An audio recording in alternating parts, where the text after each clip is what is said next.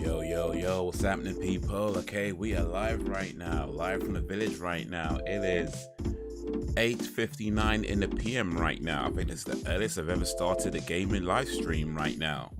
13th of January 2023 right now. It's Friday the 13th of January 2023 right now. We're in London, England. Well, I'm in London, England right now. Where you at, fam? Where you at? Okay, so it is game night, playing High on Life, for at least for a little while. I'm actually in a place where I'm just kind of stuck and don't know what to do. So I'll play it for a little while, see if I can figure out. If not, play something else. But that's kind of the plan for today. But for now, let me switch over here. So yeah, it's Friday the 13th. And playing some games, playing a game at least. Please, speaking of games though, I did complete Days Gone. Well, I got to the main ending. There is a second ending which I haven't unlocked, which I want to try and unlock. Apparently it's not too difficult to get to the second ending, so I'm gonna try and do that. But yeah, I beat that game today, got to the end of it today. It's it's not too bad. It's I mean, if you haven't played it, I wouldn't say it's a must play. I mean, if you got time, and I played it on PlayStation Plus. So if you got PlayStation Plus, then you haven't tried it, and you got time, then yeah, it's worth checking out. I don't know if it's worth going out of your way for though, but it was a decent enough game. But I still got a PlayStation Plus for the year at least, so see what else they got, so other games I could play on that. But for now, for the stream, it's High on Life, but back on the Xbox. So I have Xbox Game Pass. I've had Xbox Game Pass for a while. I recently switched from Ultimate, the Xbox Game Pass Ultimate, to Xbox Game Pass PC version. So I'm just using the PC version right now, which is it's about £4 cheaper a month, £4 cheaper a month. And it just means that I could only play games on my PC and not on my Xbox console, which I guess is fine. My PC is actually more powerful than my Xbox console, so I can actually play more games on it, anyway. That being said, it's not a gaming PC, and it's not really for that. It's what I'm using right now, by the way. It's more of a laptop. I do want to get a proper PC. It's about time I got a new PC, actually. More than time. My desktop PC, I mean, I guess it still works, but it's been having issues, and I haven't actually turned it on for a good long while now. So me thinks it's time for that to be replaced. Whether that's start buying new parts and build it up, or whether I just buy something from scratch. But anyway, it matters not. Well, it matters to me, but it doesn't matter for now. I'm just rambling. So yeah, back to some High on Life. So let me switch over to this screen, over here, and make sure you can hear what I can hear as well. Okay, so this is where I is at. Let me turn this down. It's a bit high on audio. So I'll track down the Screndel Bros. I think I've tracked down a few of them already, like 2 of them already.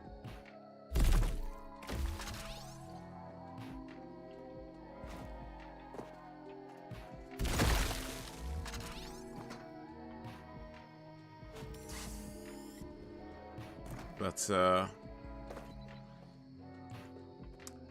I need to get over there somehow. And I think the way to do it is to turn this around.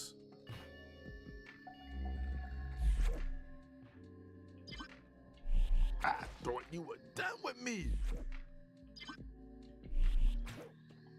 So I need to get these guys in here so I can open this up and turn this so it's facing this way, and then fire myself over to this side. You and me, we got this. But it's figuring out how to get in here. How to get my guys in here to unlock it.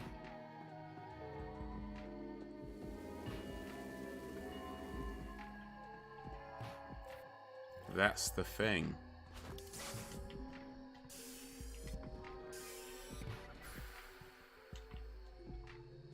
No damn well this isn't sanitary, and it hurts All like right, fuck. that didn't go so well.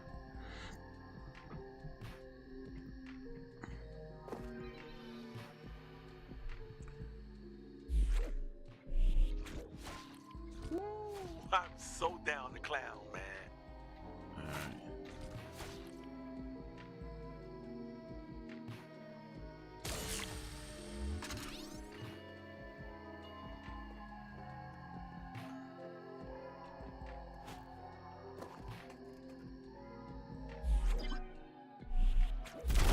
What's up?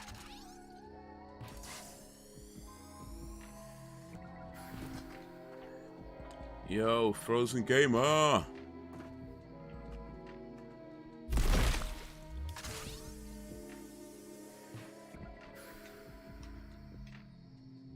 Fuck, I got some on me.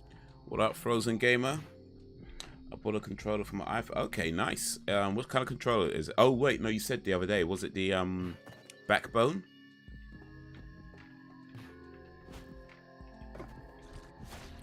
How's it going? Was that right? The Backbone?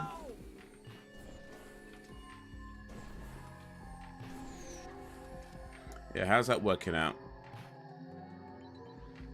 I was playing Dead Cells. Oh, Dead Cells was a cool game. I was playing a little bit of that the other day, actually.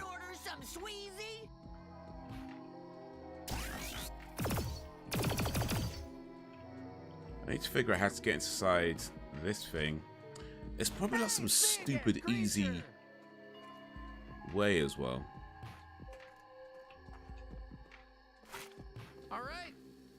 What's flawed? Oh, okay.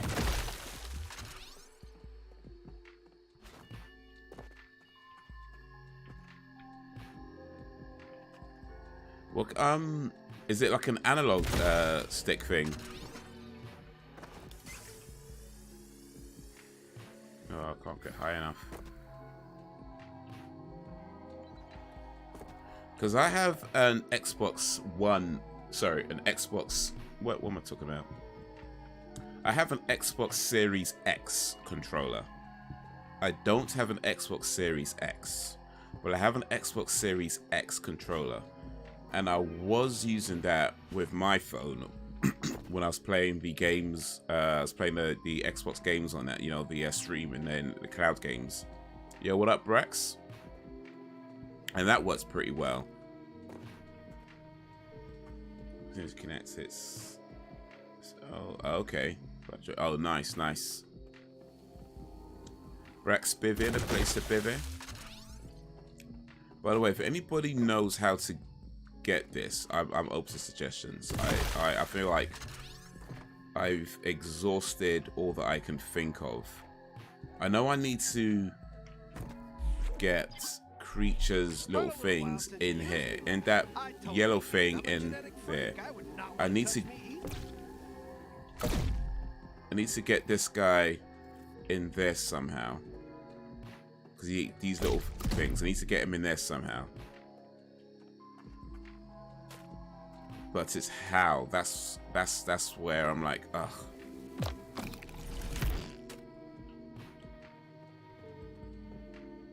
Oh wait, you got a new name. Braxton the Snake Fiend Spivvy. Okay, I didn't even clock that. Okay, Brax changed his name. Braxton the Snake Fiend Spivvy. Okay, okay. I sees ya. Wagwan Brax. What part? I haven't reached that. Okay. This is... I've got to find these guys, the Screndo bros. The Screndo brothers. I think I found 2 of them already. I think there's like 1 more I've got to find. And I've got to get over to this side, right? You see what it says? Oh, snap. Why does it look like that on screen? Yo, I didn't even notice that. Yo, I didn't even notice that. It doesn't actually show the... Oh, don't tell me they've blocked this on stream. Hold on a sec. So you can see my pause screen. When I put the... Oh, mate. I didn't even spot that, you know. Hold on a sec. I think they blocked the game for streaming.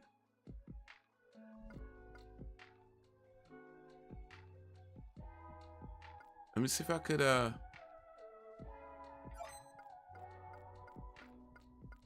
might need to take something off, like HD something or other, or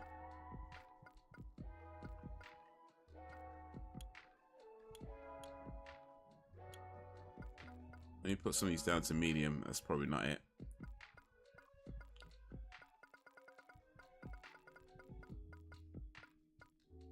Graphics quality custom, VSync, motion blur. Make this gamma.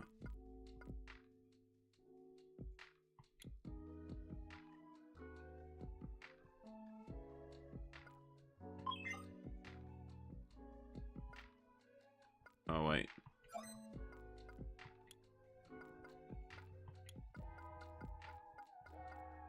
You just put it all back to how it was before.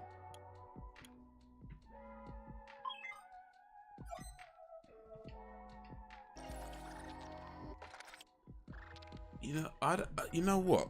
I know some games did do that, where they have bits where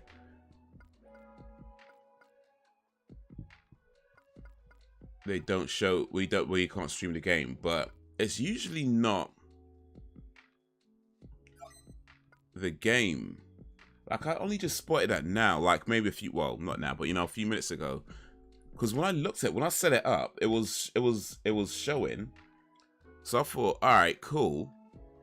Turns out, not so much. When you actually have the game on, you know what? One sec. Let me see if I can figure this out. There's got to be somebody who's got some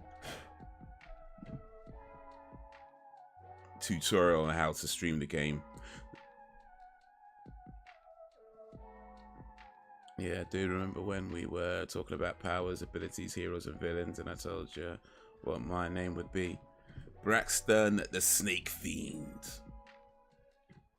So the part I'm in High on Life is, yeah, so I gotta find the Screndale brothers. I think I found two of them. It's been about 2 weeks since I played this game last, like a week and a half, maybe 2 weeks since I played this game last. So I might have forgot a few things, but I think I found two of the brothers already. I got one more to go, I think. And I know I gotta get like the creature's little baby things inside that yellow thing inside the thing, so I can turn the thing. I'm not making any sense at all. I'm not making any sense at all.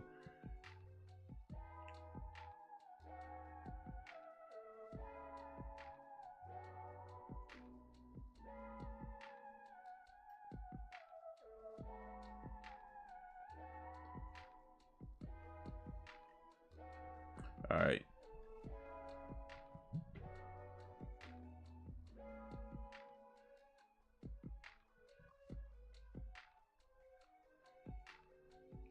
I'm trying to find if anybody's... I don't think it has, you know. Is this... Oh, that sucks. Is it something to do with my computer then? Because you can see the pause screen right now, right? But when I go into the game...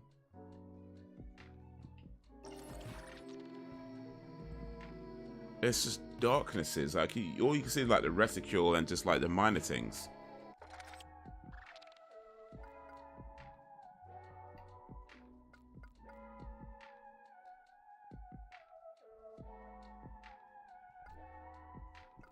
Oh, that sucks.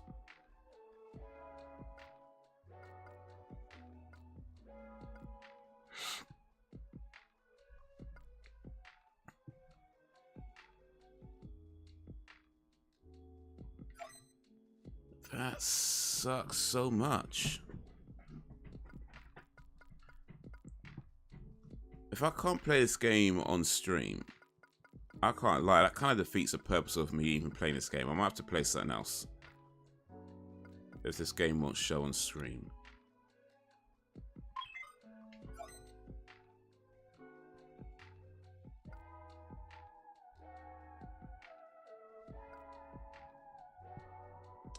Man.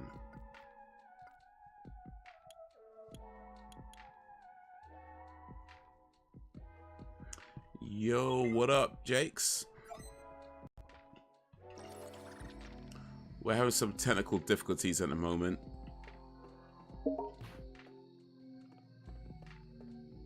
for some reason, this game doesn't stream the actual game. So right now, that what you can see, I'm playing the game right now. I can see it, but for whatever reason, the stream software doesn't pick up the game. But when I pause, it picks it up just fine. You can see the pause menu just fine. But ugh, man, this sucks. Anyway, let me quit out this. Let me try and play a game that actually shows on screen. I'm doing alright, Jakes. I'm doing alright. Mostly getting ready for, oh man, it's soon, man. The flight to Karachi is on the 25th of January. That's like a week, no, what's about a week and a half? Something like that. It's soon though, it's soon. So I've pretty much got everything ready. Like, oh, appreciate that, man. Thank you. I'm looking forward to it. I haven't been abroad for such a long time. I actually checked. The last time I went abroad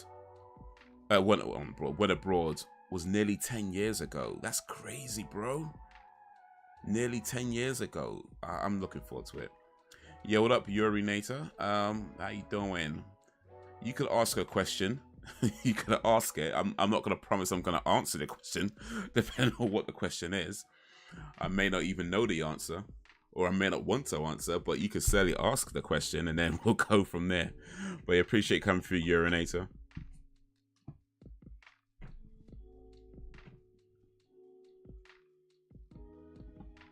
How many chicken nuggets will you have to consume for you to completely blow up the bathroom? Make sure you bring back pictures and souvenirs. Oh, for sure. Well, I don't know about souvenirs, but definitely want to take some pictures. Want to take lots of pictures. Hopefully a few souvenirs. Hopefully a few.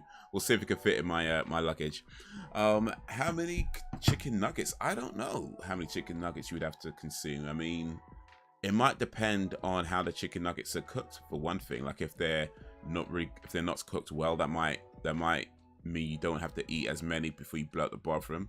If they're cooked well, you might have to eat more, you know, things like that. It might depend on what kind of seasoning and spices are used. So I don't know. I don't know how many chicken nuggets you'd have to consume before you blow up the bathroom. It's probably different for different people as well. Maybe one guy has to consume more than others. Can you give an estimate ballpark figure? What random question discussing Haze for real? I wouldn't know. Oh, would you mean for me? You know what? I thought you just meant in general. Oh, maybe you meant me specifically. How many do I have to consume? I don't think I've ever eaten enough chicken nuggets to blow up a bathroom. I'd have to assume it's a lot. For me specific, yeah, I'd have to assume it's a lot. I don't know. I think the most amount of chicken nuggets I've ever eaten in one sitting is probably about 15 or 20. I don't think I blew up the bathroom. So I don't know. It's kind of an odd question, but hey, why would you want to know how many chicken nuggets I need to eat though? Like, conversation was taken away apart for real. I don't know, Urinator.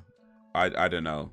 I don't even know if I could even guess, because I don't believe I've eaten that many chicken nuggets or even close to it. So I wouldn't know. In fact, I don't even think I've eaten chicken nuggets for a long time now. Like, I think the last time I had chicken nuggets is many years ago at this point. It's not something I eat on a regular basis. So yeah, I don't know. I'm sorry, dude. I don't know. But but yeah, why do you want to know though? Are you planning on buying me chicken nuggets or something, or what's going on here?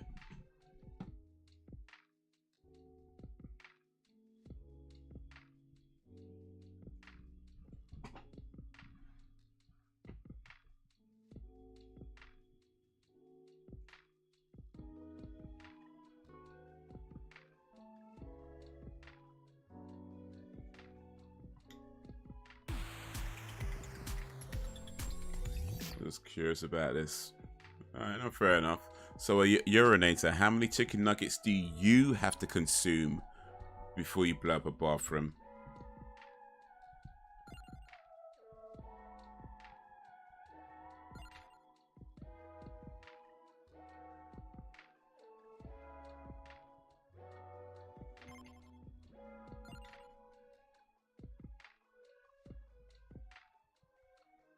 I don't have enough to buy any more characters. Let me stick with Gerano for now. Gennaro.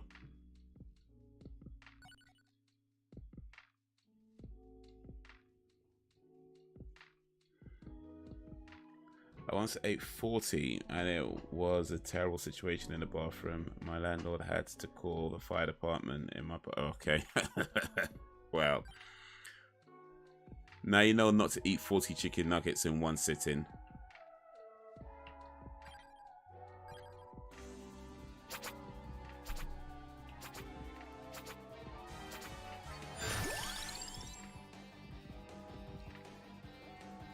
But yeah, man. So I've got what do I need to get here? Let me go with the yeah.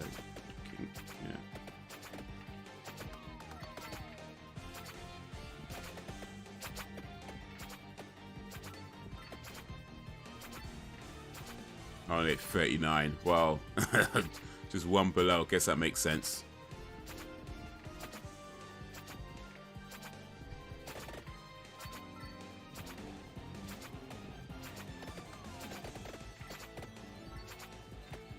So, yeah, okay.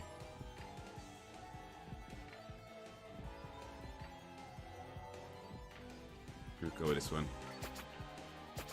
So what's upcoming games that people looking forward to this year? You know what? I'm not sure. I've looked at a lot of the games coming out. I think Dead Space is out this year. That looks pretty cool. I don't know if I'll be getting... I mean, I'm almost certainly won't be getting it on day one. That might be a while. It's rare that... I mean, I'm probably trying to... We'll see if I could do God of War Ragnarok this year. If possible.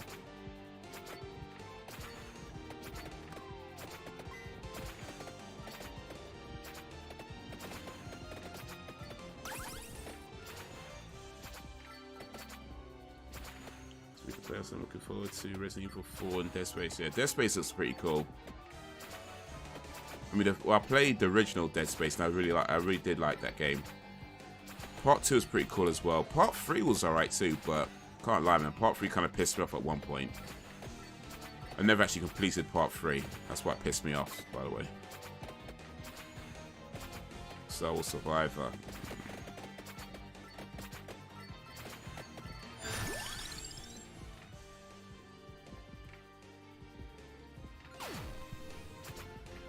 Oh, I think I selected the wrong one, you know.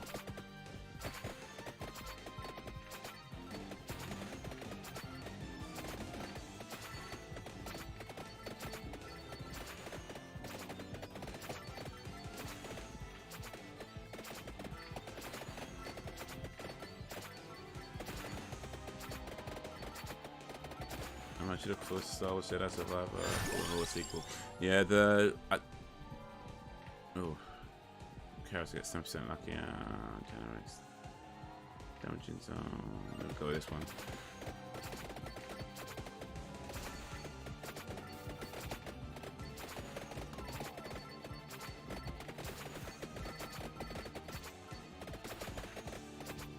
Alright, yeah. I played.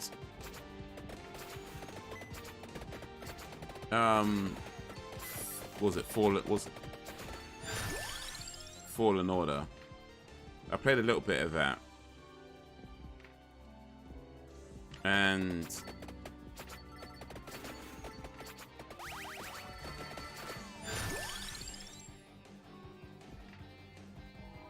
it did not do it for me. To be honest, it really didn't.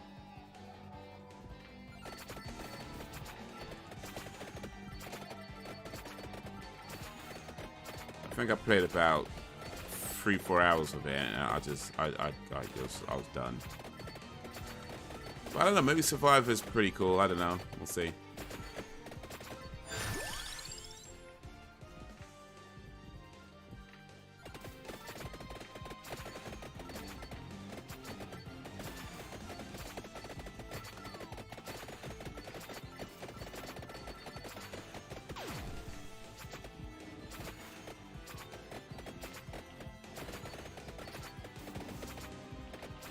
Okay, I've got some Pentagon thing. I don't even know.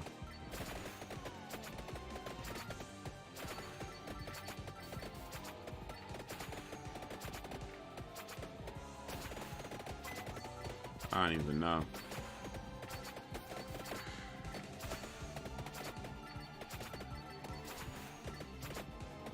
Death Stranding, I felt. I have to go for, yeah, for real. For real. Like, the thing about that game, people kept saying how amazing it gets later on.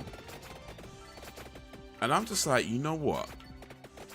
I ain't trying to be any, like, whatever. I get it. Some things are a bit of a slow burner, whatever. And maybe it does get amazing later on. I'm not going to say it doesn't. But when... You gotta understand, like, when people are making games, if you can't interest people in the first, like, 5-10 minutes, you gotta understand, not everybody has time to sit on a game for, like, 7 hours, 8 hours, 9 hours, waiting for it to get good. Not everybody has time like that. Like, I think I put something like 5 hours into Death Stranding, and I just couldn't. It just got too. It was so boring. And 5 hours in, I'm like, you know what? I'm done. I just, if it gets good later on, fine. I don't care anymore. You know what I mean? I just don't care anymore.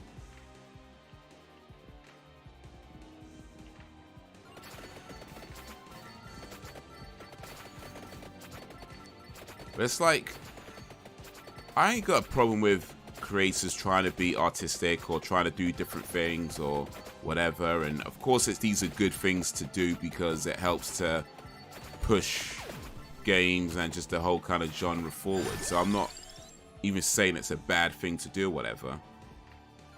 I'm just saying, it's like, clearly that game was not made for me. Do you know what I mean? That game was not made for me because I feel like that game's not made for people who have jobs. People who have jobs to go to, that game is not made for you. It isn't.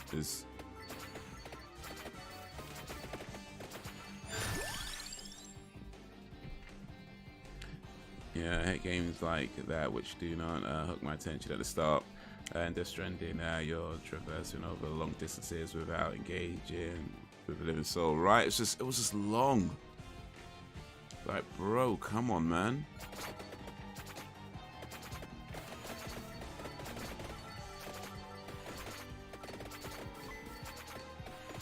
But yeah, I'm not gonna. I mean, if it gets amazing later on, cool. You know, great, right? But there's a point where it's like, I don't care. I do not care anymore. And you know what? Maybe one day I'll try it again.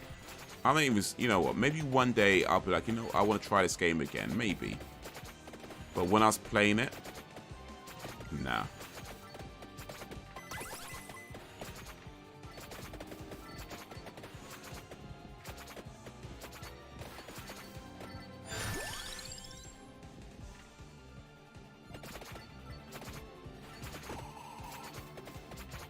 And like you said, it's like the fact that you just like doing all this delivery stuff. Like, it's like, mate, I've done Uber Eats in real life. You know what I mean? I've done Uber Eats in real life. I don't need to play the video game version. At least in real life, you get paid for it. It's like, what the hell, man?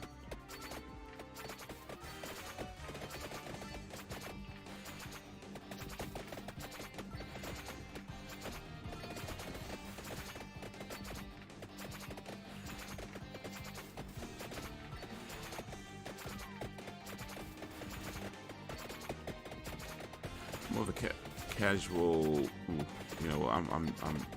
One sec. Let me. I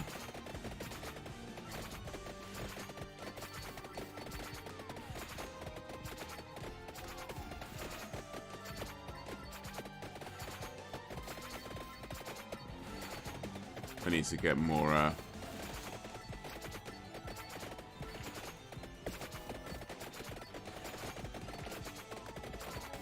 I need to get out of this. I'm more of a casual gamer. I play to relax and have fun, not to feel like I'm doing work. Right, exactly. Exactly. Like, there was once upon a time when I was super hardcore with the games. I could sit on a game for like hours and hours on end.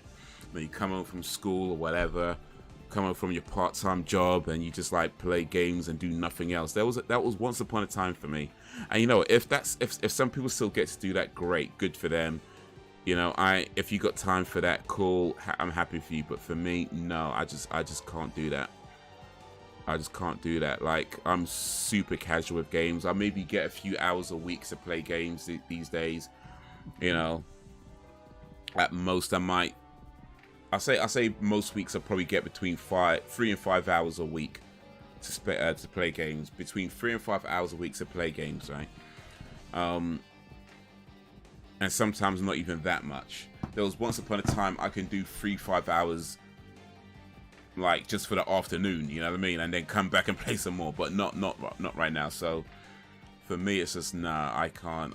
If I feel like I gave that game way more time than I should have, based on this idea that it's supposed to be amazing, and it was just like 5 hours. And I think like 5, maybe 6 hours I played that game, and it's like nah, it's so boring. Like I say, maybe it does get amazing later on. Maybe by the time you get to the end of it, it's the most amazing thing ever. Maybe. I'm not going to say it's not. Maybe. But the fact that the first 5 to 6 hours was just so boring, I was like, nah. I can't do this, man. I can't do this.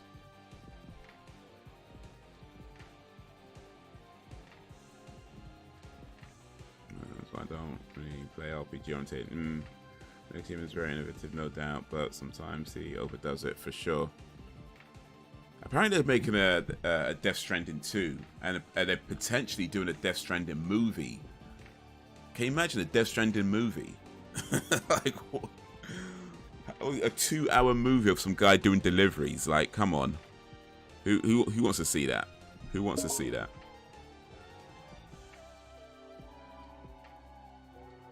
Can't decide that much time to. I can't dedicate that much time to games like I used to. I need a game to grab me from the get-go. Yeah, exactly. Exactly. You know, unless it's like that rare occasion where maybe you got a bit more extra time than normal, and you know, you just want to kind of chill. Those kind of rare occasions. But aside from that, it's like, look, if I start playing a game and there's just nothing to interest me. Nothing. And especially in the beginning of the game, like, I feel like the beginning of a game, movie, book, anything, you know, is so important in terms of grabbing your attention. I'm not saying you have to have some big action going on or whatever, you don't, but something to let you know that, you know, this is going to be worth your time. You know what I mean? You need something in that first, like, opening that lets you know this is going to be worth dedicating your time for. All right? Because especially when you're looking at games that can take 30, 40, 50 hours or more to complete. That's, I mean, think about this. Spending a game that can take literally 2 days. 2 days, yeah, to complete. You need to know in the beginning that it's going to be worth dedicating that kind of time for. And especially for those of us who don't get to spend 8 hours a day playing games, where we might only spend like 2, 3, 4 hours a week playing games. You know, if you spend 4 hours a week playing games, those long ass games can take you like a month or more to get through. You know what I mean? You're literally talking about 2 months of your life, like 1.5 to 2 months of your life. So yeah, you need something in that opening to let you know that this is going to be worth you dedicating that kind of time to this game. And when you don't get that, it's like, you know what? Nah, it's gotta go.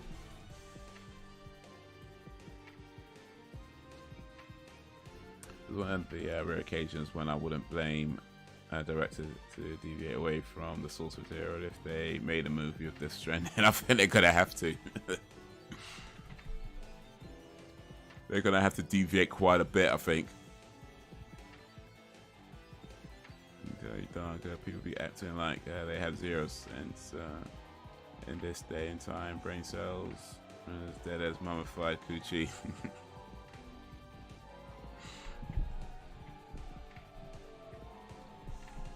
Mummified coochie. I'm gonna have to take your word for that one, Brax. Brax messing around with old dead girls. Hey man, each their own, each their own. I'm not here to judge. I'm not here to judge.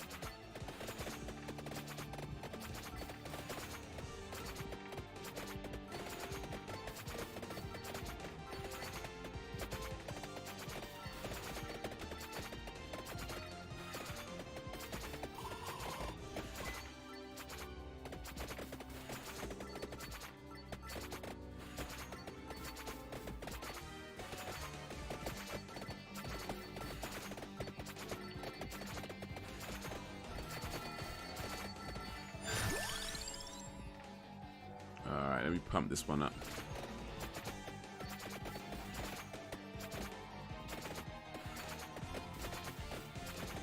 Perhaps we hang around that cemetery too much.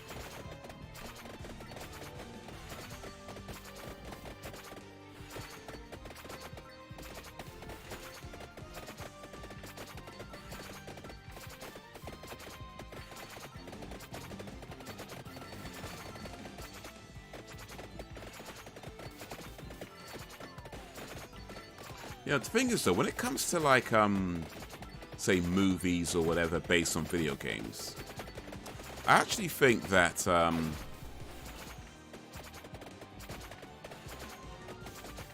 in general, especially when it comes to video games, it's a better idea to deviate from the source material, because like games are often made to be, you know, like 30-40 hour experiences, right? Trying to fit that into a 2-hour movie, you know what I mean? Trying to fit that same kind of story into a 2-hour movie ain't gonna work so well. So I feel like a lot of times it's probably a good idea to deviate from the source material to find something that works for a movie, and not necessarily just doing the same thing over again. Like apparently The Last of Us TV series is excellent according to the few people who have, well, a person who's seen it. And according to that same person, although it does, you know, basically do the same story as a video game, it seems to do its own thing as well. Which I think is a good idea, rather than just like rehashing.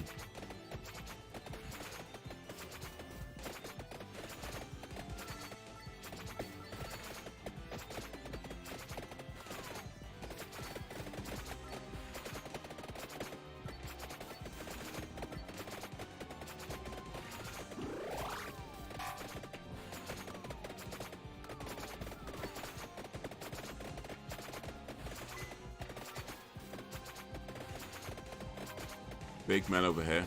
Oh.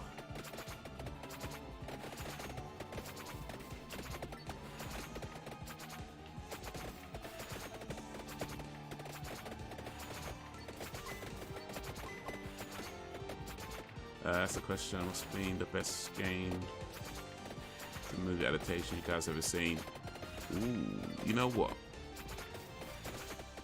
Best game to movie adaptation I've seen. I have a feeling I'm going to say The Last of Us by the time I finally get around to seeing it. Hopefully I'll be seeing that maybe next month.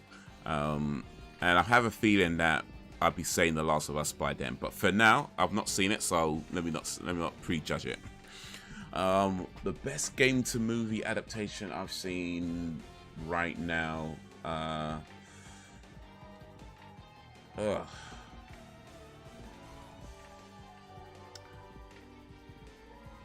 I think if you go in for like pure cheese factor, I'm gonna have to go with Street Fighter.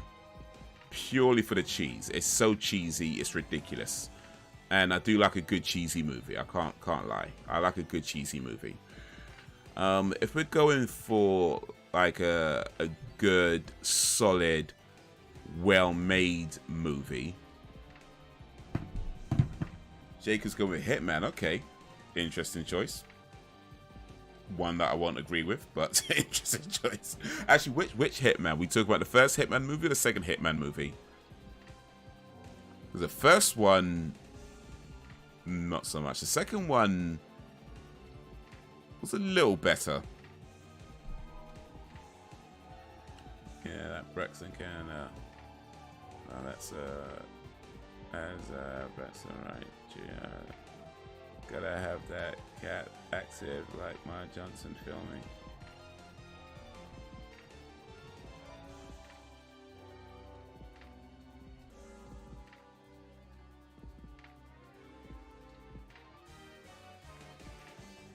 Okay, I think I got you. Sorry, it took me a minute.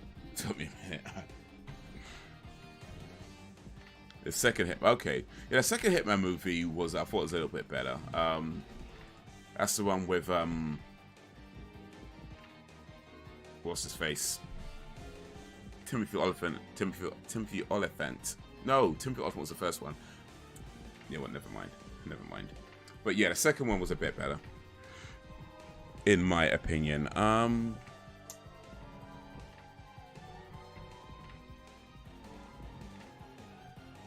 You know, I'm not even too sure because there's so many. I guess the last Tomb Raider movie was a pretty solid film. The one with Alicia Vikander. That was a pretty solid film. Although I really don't remember a lot what happened in it right now.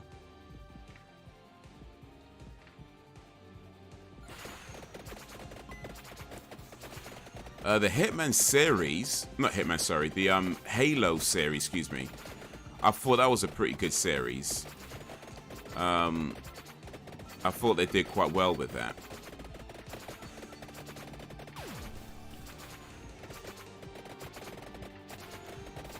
But I guess technically it's not really based on the game. And this is kind of what I mean by it, is I feel like it's a good idea to deviate from the source.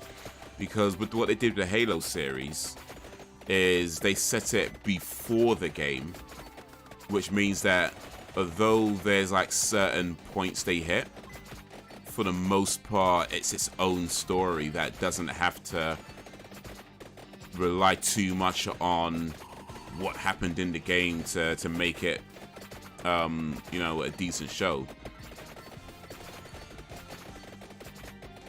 It definitely made some questionable choices for sure with Master Chief, but can't lie, man. I thought they did pretty well with that. I thought they did overall. I thought it was a pretty well made show.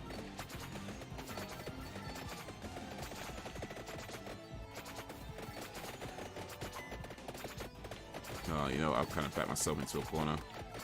Oof. Let me come out of this.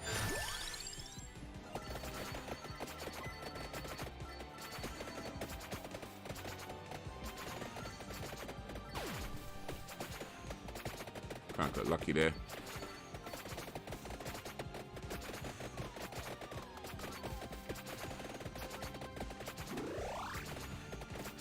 For sure.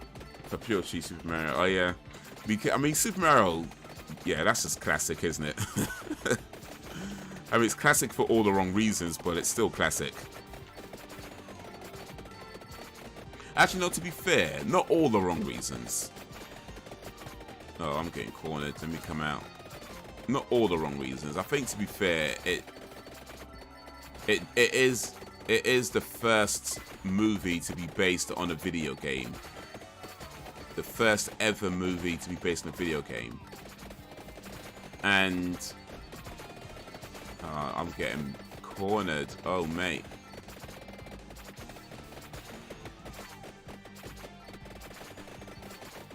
I need some help, man.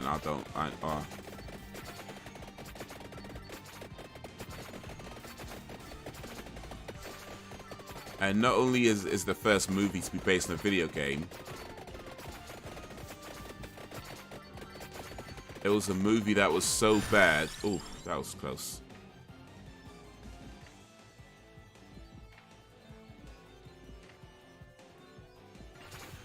Oh, I think I set the wrong one, you know. It was a movie so bad that Nintendo were like, "No, we're not doing this again." We're like, "No, we're not doing this again." And for the longest time, yeah, Nintendo did not make another movie. Literally, I think up until recently, like what, Mario, the new Mario movie coming out. I think that's their first proper movie. I mean, I know they've done like, they had the Pokemon stuff and things like that, but I think this Mario movie coming out is their first the first proper Nintendo movie since Super Mario Brothers, the movie. I think it just might be. It's a Nintendo dipping their toes in the movie world again.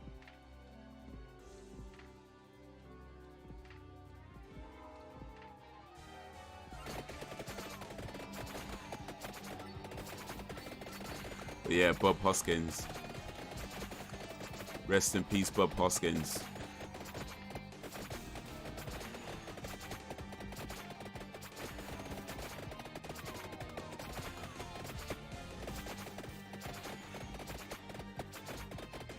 My biggest disappointed. Oh, you know what? I haven't seen Uncharted yet, you know, and I do want to see that. I'm a big fan of the games. Big fan of, I mean, Uncharted 1, 2, and 3 especially. I mean, I liked 4 a lot. Don't get me wrong, I did like 4 a lot. But 1, 2, and 3 especially are my favorites. Maybe 2 I'd say is my favorite of all of them. But yeah, I do want to see that movie. But apparently it's disappointing. Cool.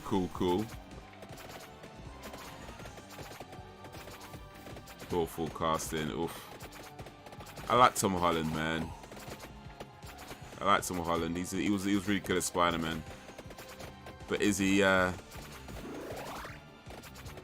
good as Nathan Drake? Apparently not, according to Jacob.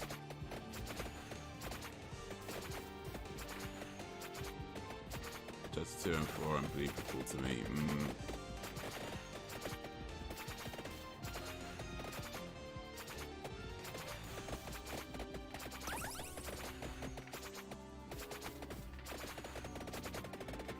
Man, this guy takes so much to get beaten down, though. Even while they were... Oh.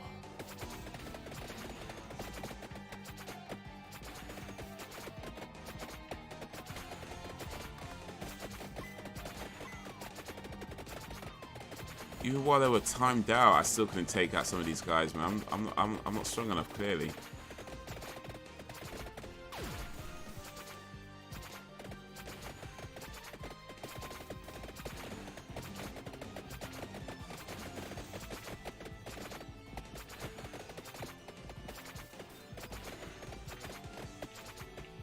First time I became RE fan is when I played RE2 on Nintendo 64. And saw the movie on VHS. RE2 is awesome, man. That was my first Resident Evil game as well. I played it on the PlayStation.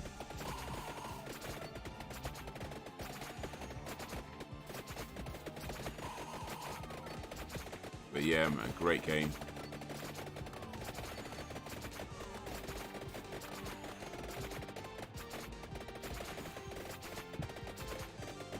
Right.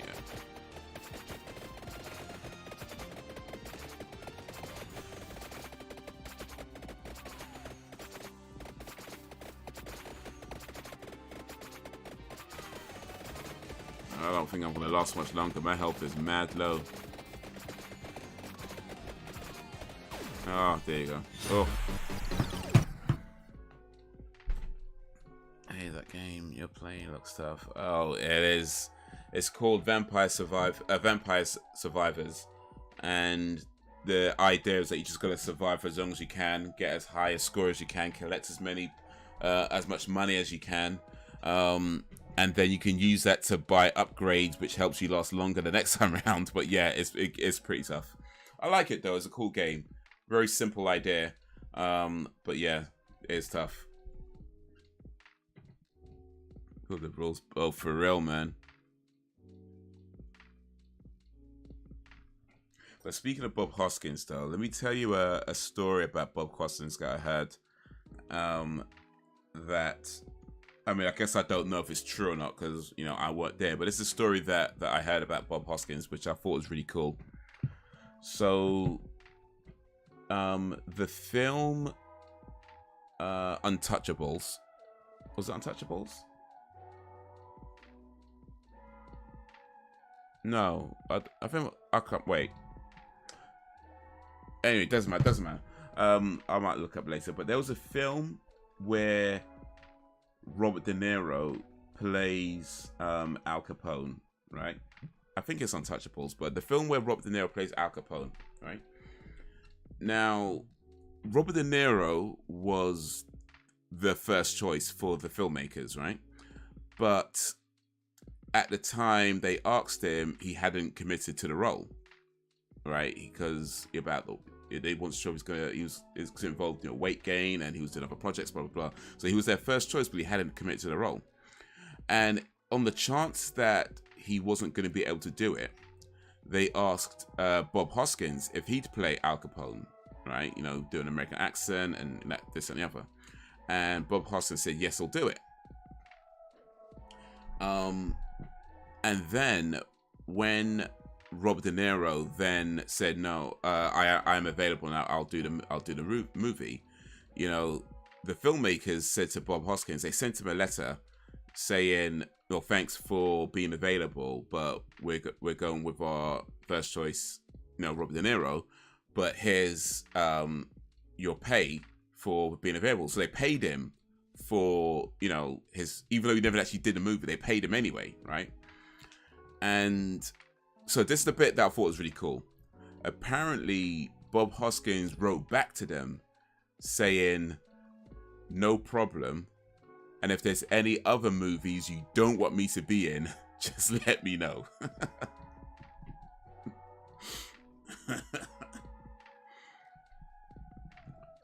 So yeah, that's the story I had about Bob Hoskins. I thought it was a pretty cool story. Hopefully it's a true one as well.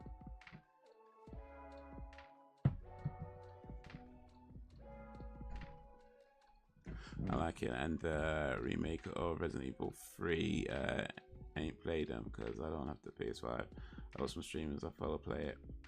Run 3 was disappointing. That you ain't missing out, trust me. Both of us, that's a great sense of humor, evidently. You're indeed.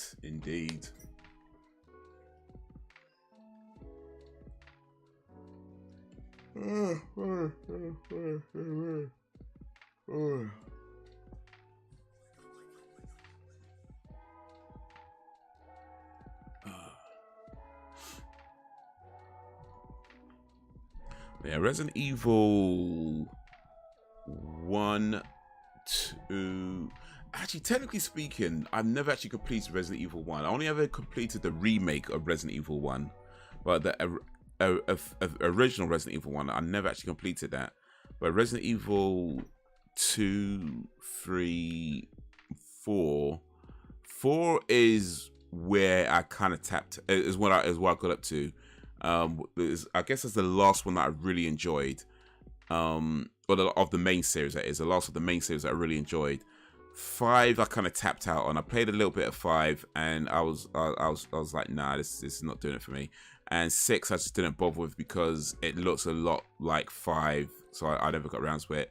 7 I almost never played. I was almost like, nah, I ain't doing it.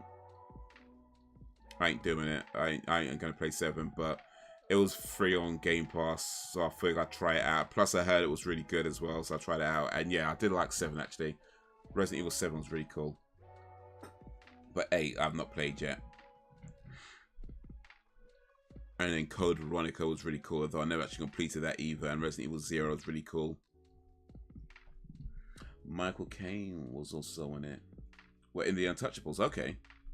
or whichever movie. I can't remember if it's called Intouchables, but I know Robert De Niro played Al Capone. That's how much I remember, but I don't remember the movie. But yeah, okay. They left out a few of the locations in the original refrain. My first horror games was House of the Dead 1, Carnival, and Medieval. Oh, Untouchables. Oh, Mona Lisa, okay.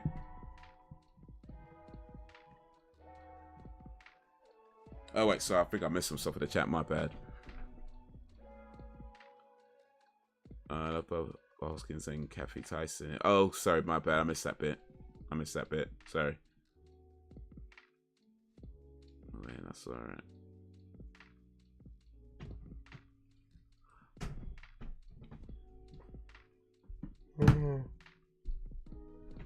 Oh, excuse me. Yeah. The original Super Mario Brothers movie not only has Bob Hoskins, but also has Dennis Hopper as King Koopa. Can you believe one of the cheesiest movies, one of the worst movies, one of the most gloriously terrible movies ever made, has not one, but two legendary actors in it? Can you believe that? One of the most gloriously terrible, cheesiest films ever made has not one, but two legendary actors in it. That is crazy. But hey, it's the world we live in. Oh, and there I noticed that the police station in the games in Resident Evil Apocalypse are separate. In the games, it's big, but in that film, it was smaller. Carnival, I mean, that's so good. I got it. Yeah, John Leguizamo. Yeah, John Leguizamo was Benny Blanco from the Bronx. If you remember Carlito's Way.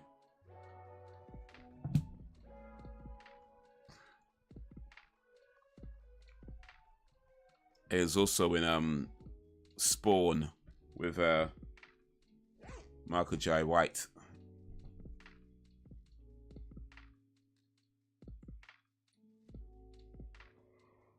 Oh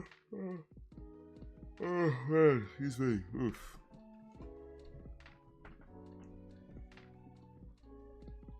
Paying up mess with Resident Evil 4.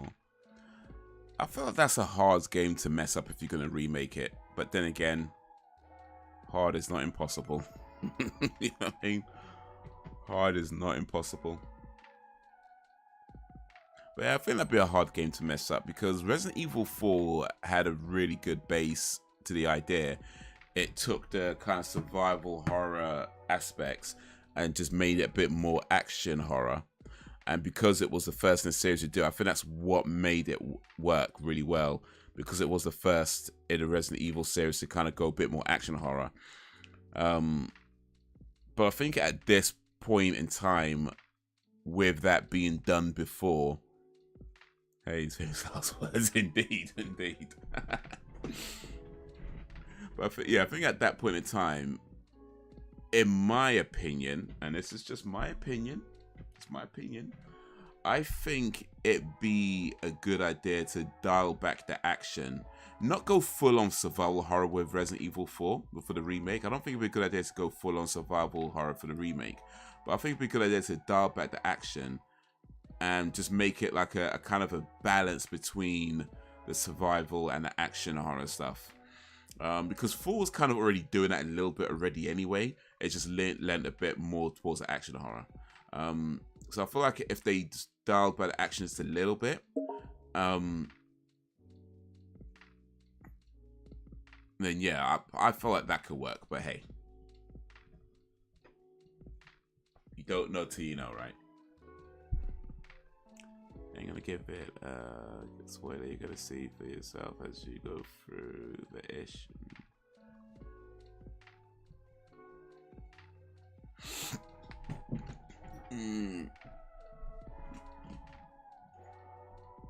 But yeah, man. Big games coming out this year. COVID pandemic delayed a lot of stuff, so now 2023 is just jam-packed full of releases.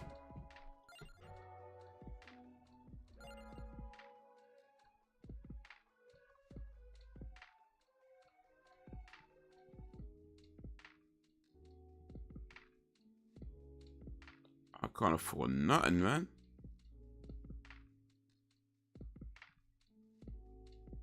I've got almost everything, but the only things left are so super expensive.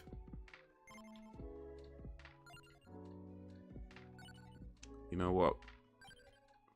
I think it'd be a good idea to go back to... It might be good to go back to stage 1, actually.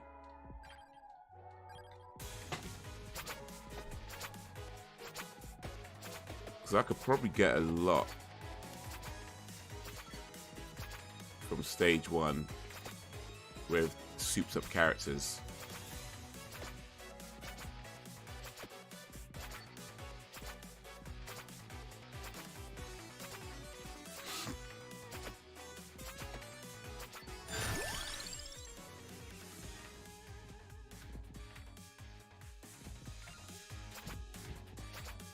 Oh, might as well tell me.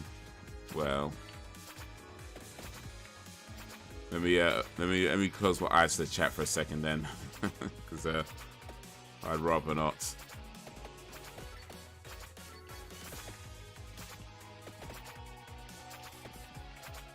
All right, if that's a spoiler, let me no bother. Let me just divert my eyes for a bit.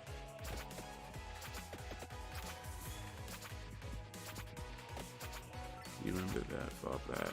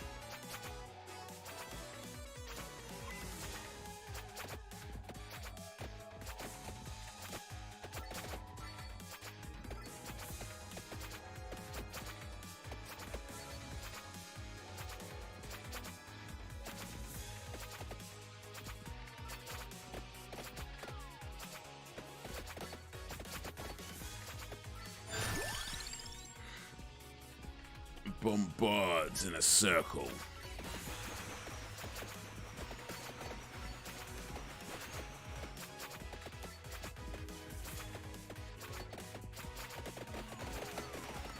Oh, I've got attacked.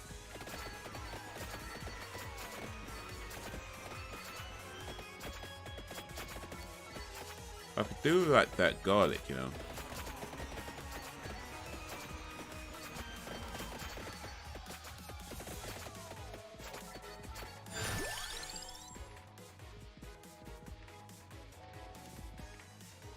Oh, that's what I said to the last time. I actually didn't mean to do that.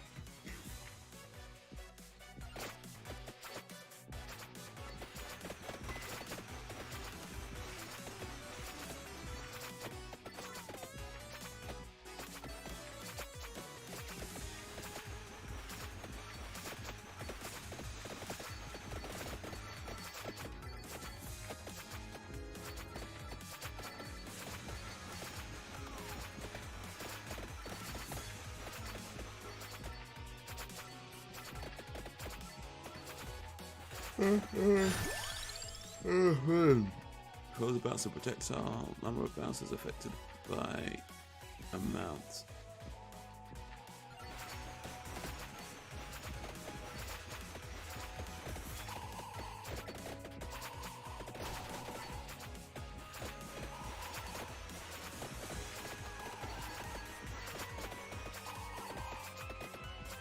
Okay.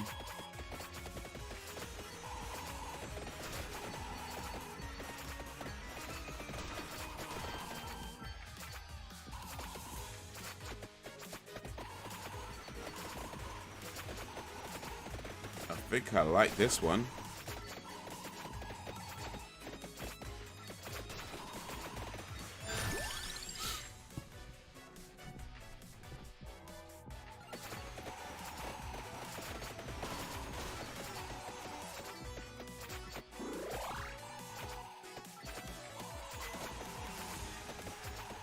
Gauntlet so addictive. Wasn't Gauntlet like old school game like I mean like 60 like Super NES or something like that?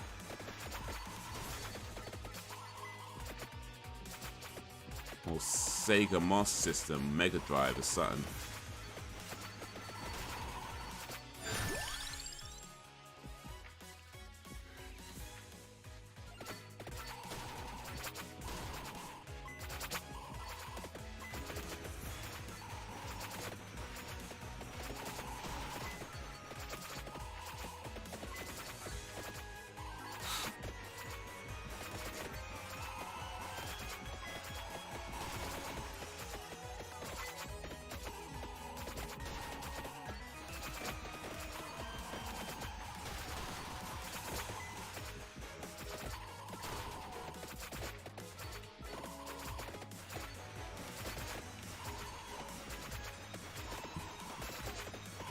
Ugh.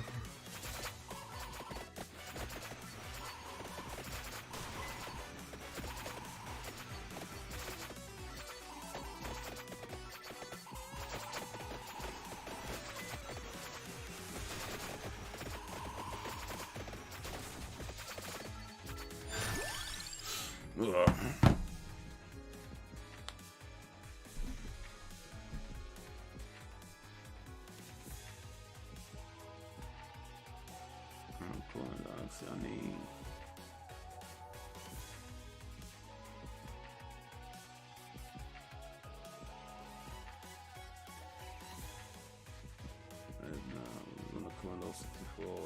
okay, we're talking old school then.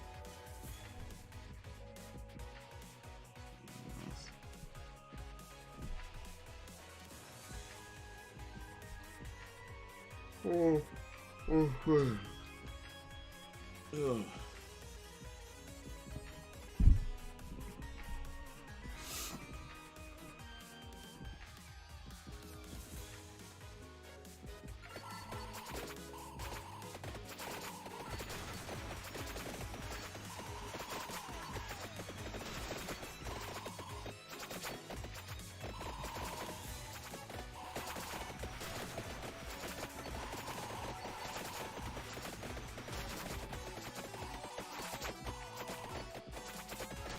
Okay. I've got to check out Gauntlet Dark Legacy and Legends.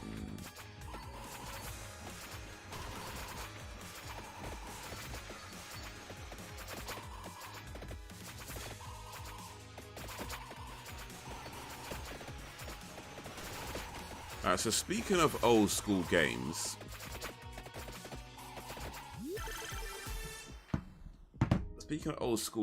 and nostalgia, so I want to take my Switch with me on the trip to Karachi, mainly because, like, you know, there's it's a stopover flight, right? So there's a 1 3-hour flight and 1 5-hour flight, and about 3 hours in between them. So I got time to kill. I got time to kill in the airport. So I'm thinking that I want to take my Switch with me, play some games while waiting. And I know Nintendo have like a lot of like the old school Super NES, NES, 64, stuff like that. What games do you recommend from that library?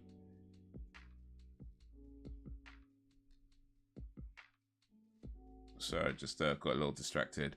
From that old school Nintendo online library that you think I should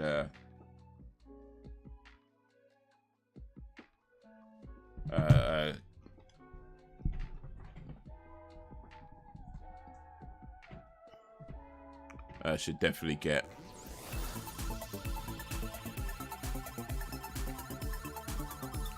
Come on, I'll try to switch library now. All right, cool. I don't have the Switch Online service right now, but I just might restart it. Because, I mean, I've got games I can play. Like, can't lie, I do have games I can play. I don't have to go and buy new stuff. I don't. But also, I know that there's certain games that just take forever to get through, and I ain't trying to live like that either. So, anything that's, I guess, couldn't be enjoyed, something that could be enjoyed in kind of short bursts over maybe a couple of hours or something like that.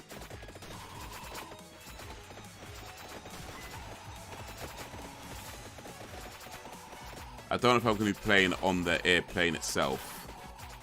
I might just play in the airports.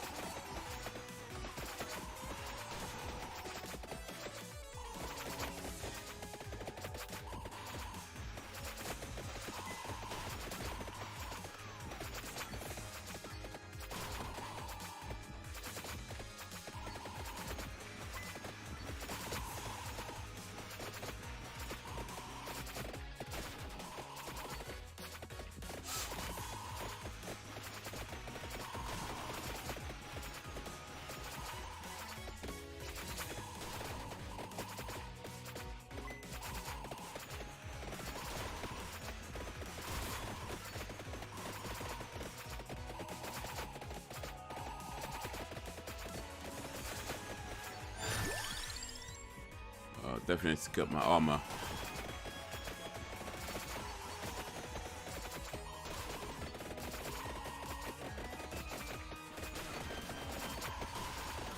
I've got 3 cheat code discs. One of them cracks though.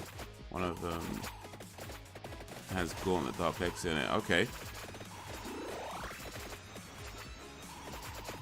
Braxton doing that pirate thing, huh?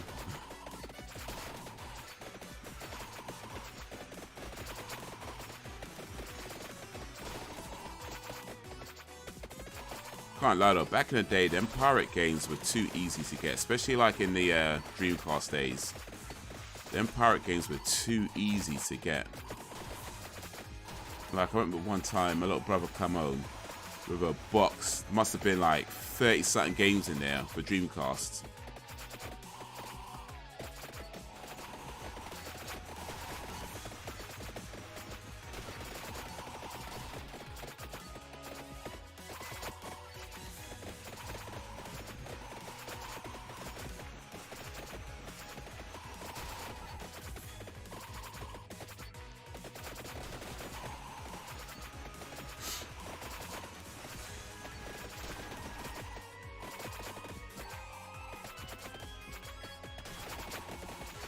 We tell him I've got nothing for that big thing though.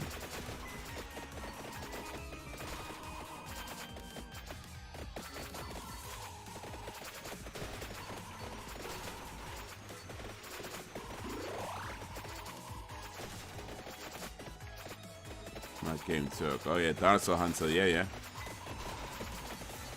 I think that was my little brother's favorite game at the time, actually.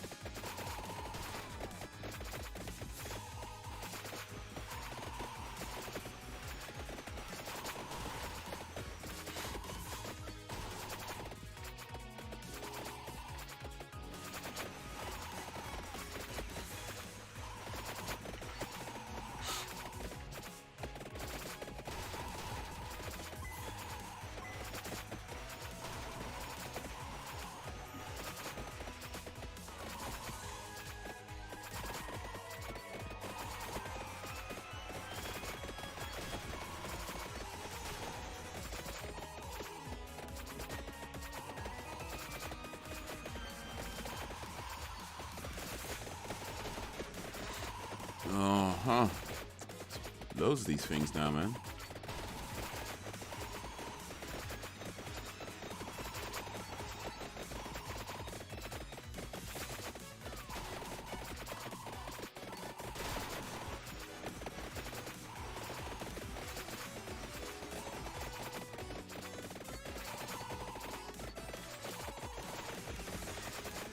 What's with these flowers though? Ages though.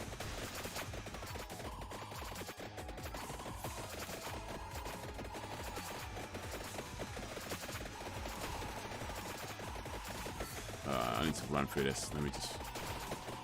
Okay. And it gets to a bit where I can read that proper, Jakes. Appreciate the list though. I think I see Shinobi in there though. Yeah, Shinobi.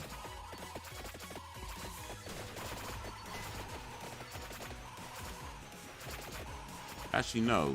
I never played Shinobi, but I did play Alex Kidd in Shinobi Worlds.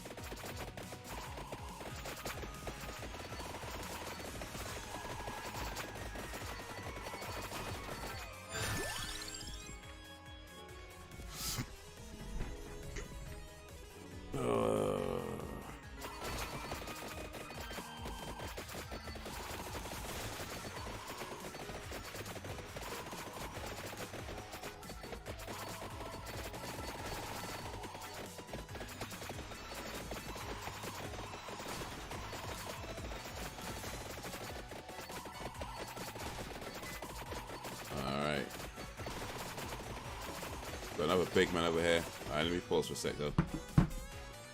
Oh, I didn't even know you could do that. Okay. Alright, alright. Little map thing, isn't it? So, Bad Dudes, Shinobi, Final Fight, Ghouls and Ghosts, Strider, Dynasty Warriors. These are my personal favorites on Nintendo Switch. Okay, yeah. Ghouls and Ghosts I think I've played actually. That was a hard game. Resident Evil Revelations 1 and 2. Resident Evil 4, 5 and 6 are on the Switch. Yeah, I'll probably have to pay more money for those though.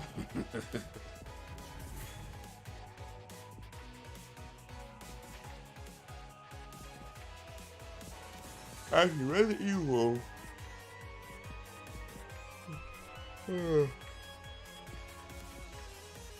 Oh wait, Revelations 1 and 2. Okay, my bad. I read that wrong. Revelations 1 and 2. Yeah. I remember Resident Evil 4, 5. Yeah.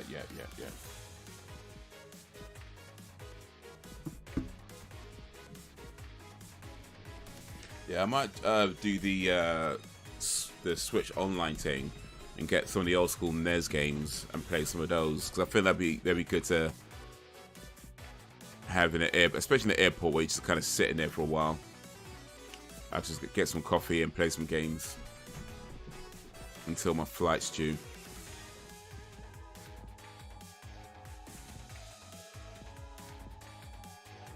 Fast Originals on Switch. Yes, actually I have that one already.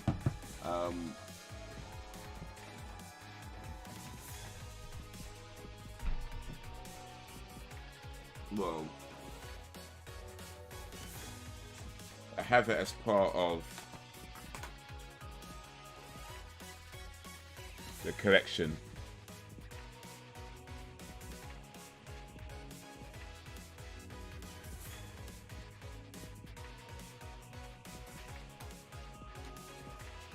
Also got this, which I never completed.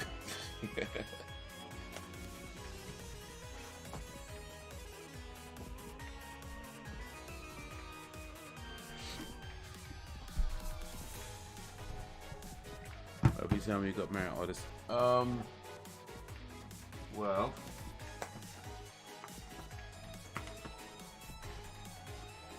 Mario Odyssey.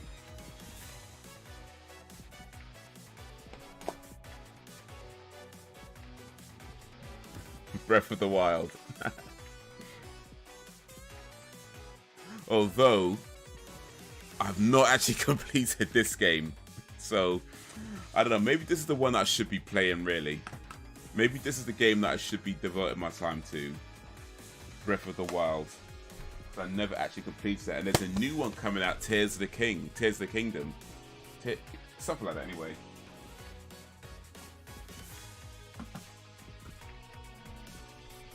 So maybe I should forget buying new games and just play Breath of the Wild.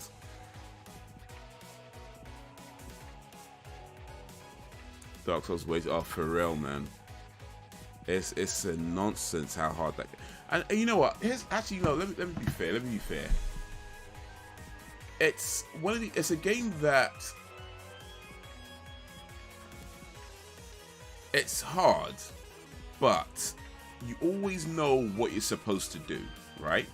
It's not hard in the sense that you don't know what you're supposed to do. It's hard in the sense that the enemies are freaking difficult. And it's hard, and the enemies are difficult because they're often so powerful at a time when you're so weak. You know what I mean? Like, you are always outmatched for every enemy you come across, or certainly most of the enemies you come across. Like, you're a level 1, they're a level 10. You're a level 10, they're level 100. You know, it's like that pretty much throughout the game, for most of the game, right? And it just gets to a point where it's like we were saying before about games that don't hold your interest. Another thing is that when games just get too hard, and it's like, bruh, I just can't do this, man. I know I'm supposed to level up more. I know I'm supposed to grind my level up so I can get to a better level so I can take on these enemies. I know I'm supposed to do that. I just don't want to. You know what I mean? I just don't want to. And please play Breath of the Wild. It's unbelievable overworld experience, I promise you. You know what? I have played a lot of it. And I do like it. But I ended up getting to this point where I got stuck and I never picked it up after that. Like, I got stuck, I played it for a while, couldn't figure it out, ended up putting it down, and you know how it goes. You put it down for a day, you end up not playing it for a year. It's like that. So yeah, I think I might have to try it again because I lent it to my little brother and he beat the game. So it's like flipping hell, man.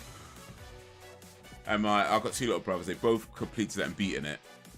So now I'm like, you know what? It's my game. I own the game. I bought it, and I'm the only one who hasn't actually beaten it. It's not right. It's not right. You know what I mean? I actually paid for the game, and I'm the only one who hasn't actually beaten it. It's like, you know, I should probably get back to that game and figure the whole damn thing out, and yeah, forget new games. Just get back to Breath of the Wild. That's what I should be doing.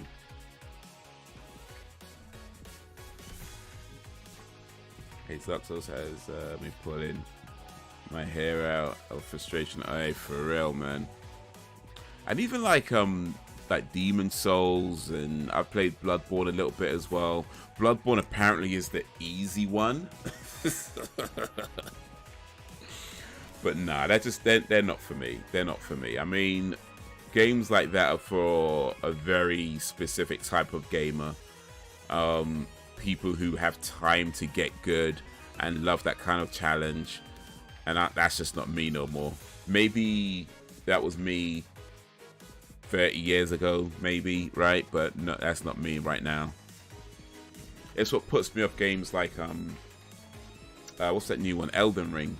You know, it looks really cool. It looks like the type of game that really appeals to me, but where you understand how what kind of game it is and how difficult it is, it's like, no, let me just not bother. Certainly not while it's at full price. Like, maybe when it gets down to like real dirt cheap, then it'd be like, I don't have to worry about not completing it. But no. My favorite Zelda. Oh, favorite Zelda game. Okay. Well, those are big words considering the Zelda library. From all anime games, T-Rag. Jade Cocoon, Evil Zone, Deadly Arts, Inuyasha. Inuyasha, that was the shoot 'em up game, isn't it? Oh no, wait, Inuyasha Feudal Fairy Tale. No, that's something else. Never mind. That's something else. Have you ever played Ghost in the Shell game? No, I've seen a movie to it, but not played the game. I only watched it on Adult Swim. Never played. Yeah. A huge Ghost in the Shell manga fan. And I was over them when they made it into a game. Does the game hold up though?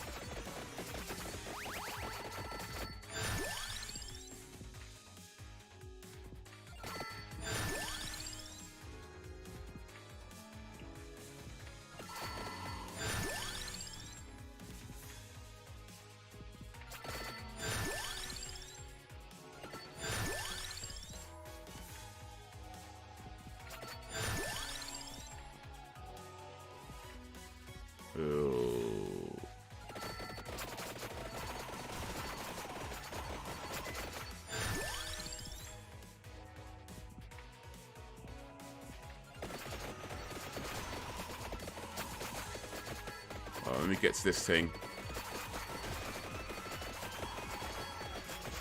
Oh, I need to back out. Damn it.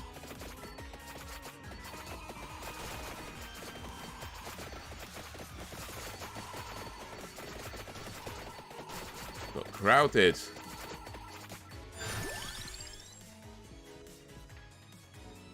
Oh, I need to put this one up now.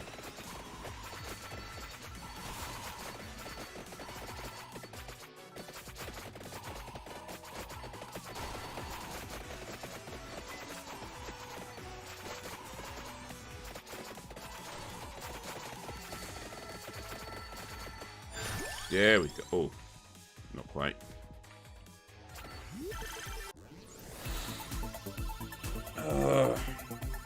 Not played their feature. Oh wait,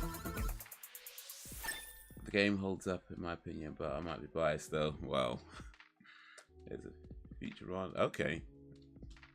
Actually, no. I think I had a feature on a game actually on the PlayStation 2. I think it was on, wasn't it? Yeah, PlayStation 2. Yeah. I got all the movies. Ghost in the Shell in my movie library. And a series as well. Yeah, they made low. How many movies they made? Series. I think they made like 3 different series, wasn't there? Like Ghost in the Shell, something file, something or other. Or in that case, Lil Jacob, as a Ghost in the Shell fan, what did you think of the Ghost in the Shell movie, and in particular Scarlett Johansson or Scarlett Johansson's casting?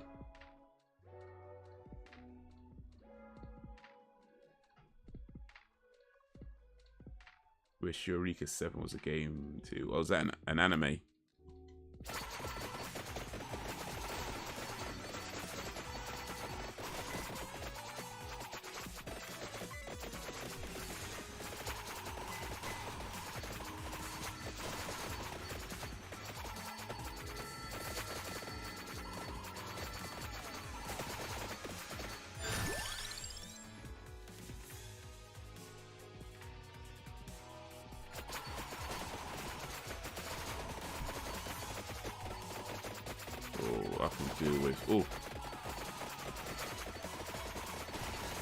I could do with some health. Oh, damn it. It's going to be controversial. I thought the movie main protagonist should have been Asian. Sorry. Okay.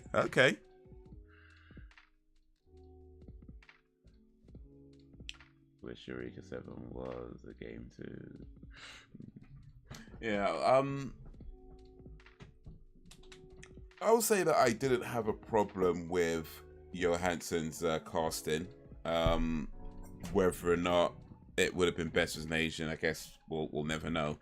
But I didn't have a problem with the casting. I mean, I understand why people were upset about it because, I mean, look, let's be real. It is important to have representation and you know, things of that nature, and you know, it's not something to be just kind of sniffed at and acting like it doesn't matter, and especially when there isn't many in Asian representation in those kind of roles in these kind of bigger budget movies, right?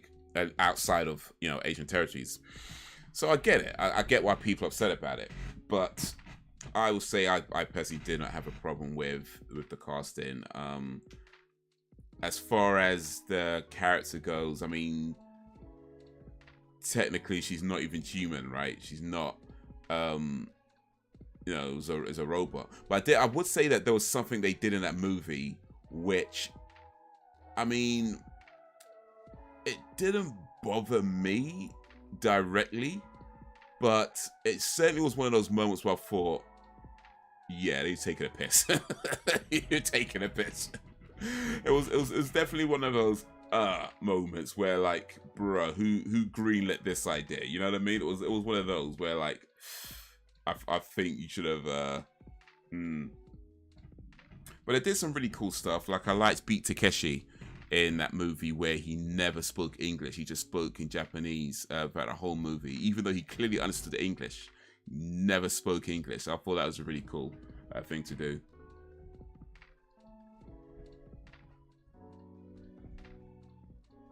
That actually wasn't Asian, kind of ruined it for me.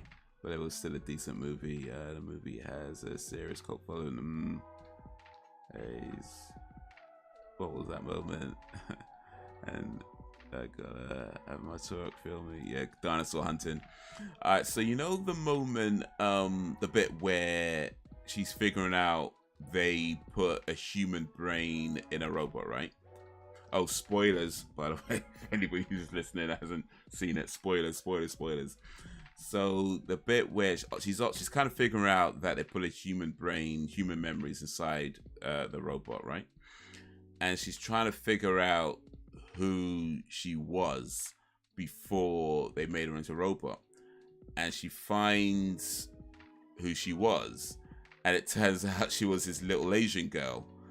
And at that point, I was like, yeah, you're taking a piss. Like, you're taking a piss. You're taking a piss. Like, what?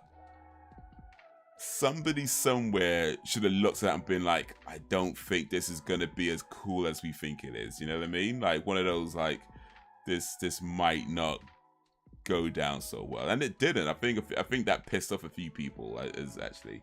And I could totally see why. Because it's like, it's bad enough you didn't have an Asian in the lead role.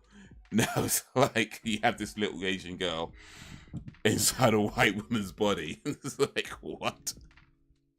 Who greenlit that, man? Like, who sat down and was like, yeah, this is a good idea. They're gonna love it. Who did that?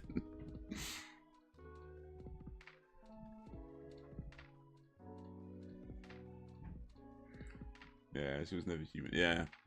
So in the anime, she was a robot, and I don't think, I mean, at least not in the first movie, or maybe in one of the series, but I don't think in the first movie they actually say where her brain was from or who had the original brain. I don't think they say it in the first movie. I know by the end of it, she has a new body in the first movie.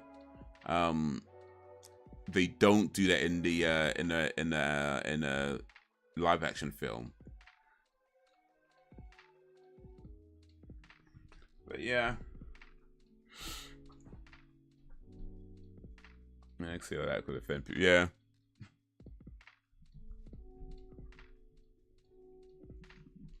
But I mean, I thought like overall though it was a pretty decent film. In fact, I was asked a little while ago what I thought the best movie based on an anime was, and yeah, I think I have to go with Ghost in the Shell.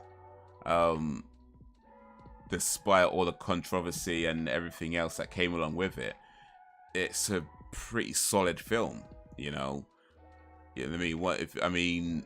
I get why people might not like the casting and this and the other, but you know, once you like look past that, it's a pretty solid film. Like, it doesn't really, at least from my memory, like, I have to go by memory because I've not seen it for a while now, but from memory, I don't think it has anything that you can, I mean, I'm sure you can find faults with it, right? Of course, I mean, that you can always find a fault with a movie, but I don't think it has any like major like faults with the film. Like, it's pretty solid from beginning to end, consistent within itself. Like I said, I'm not seeing it for a while now, so I'm going by my memory, but from what I can remember, yeah, it's a pretty solid, well-made film. But yeah, just with a casting that a lot of people didn't like too much. Might join Black Twitter. Meant to say I'm gonna join D Live too. Oh yeah, you go to D Live. You go start live streaming. Yeah, listen, if you get on Twitter, make sure you follow me. Yeah, Bandit Haze on Twitter. Make sure you follow me. I'll follow you back as well. I have to rewatch it. No, for sure. I think I watched it when it came out. Was that 2016, 2017? I think it came out. I watched it in the cinema. I've not seen it since then. So yeah, definitely. I think I have to watch that one again. Maybe talk about it for my movie channel. Talk about why it's trash.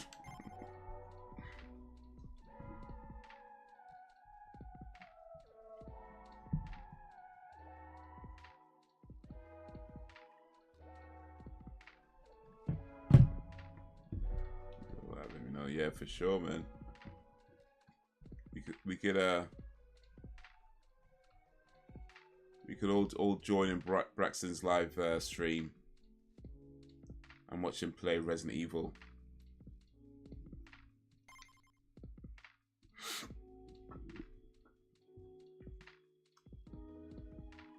I got a real on my Twitter account. Well, if you do, make sure you follow me on that, Bandit Haze.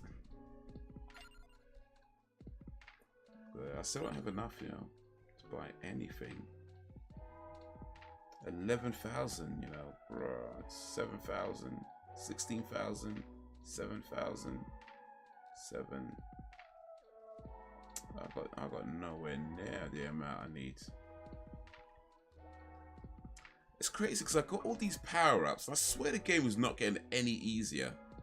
Like I've got all these power-ups I've got, and I swear the game has not gotten any easier with this. Like I've got nearly every single power-up. I know there's a few I ain't got, but I've got almost every single power-up. And the game does not feel any easier at all. I'm like, come on, man.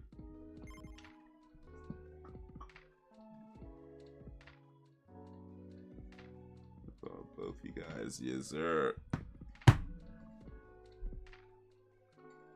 Oh,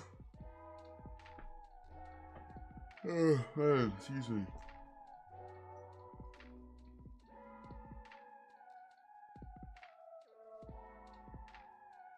Oh, man. What's the time, Mr. Wolf? 10:40 almost.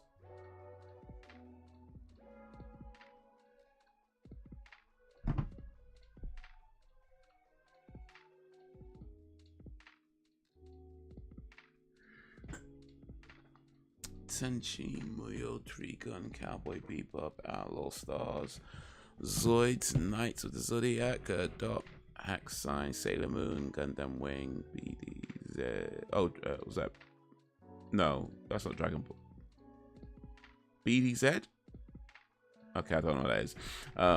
Card Capture, Inuyasha, Shin-Chan, Lupin the Third, Case Closed. Well, those were favorite animes.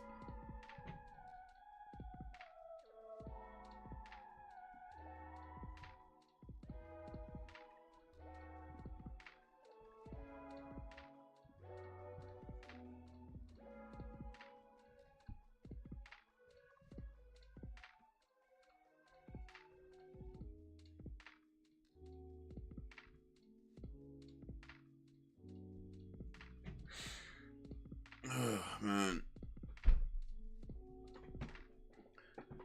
Cowboy Bebop's a great anime. I haven't seen the others.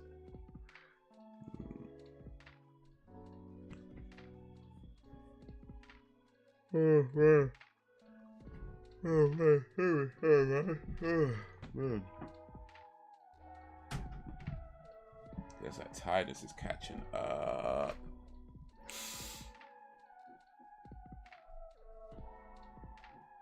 Live stream on Twitter. I think I forgot that can be done on the app. Yeah, you can live stream on Twitter. I think all platforms support live streaming now, like Twitter, Instagram. I don't know if you could live stream games on Twitter though. I mean, you might be able to. I don't know. But yeah, you can do live streams. It can be done.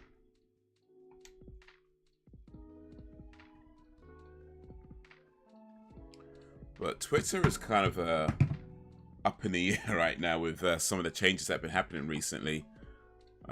New management. So there's a lot of things happening where, I mean, who knows what's going on with Twitter. It's like, bruh.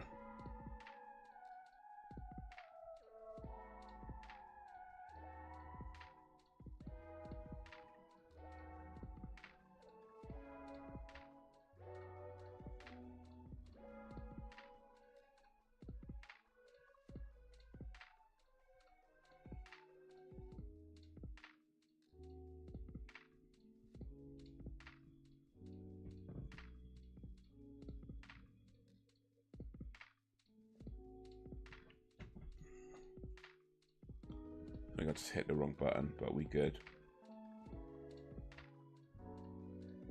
We good.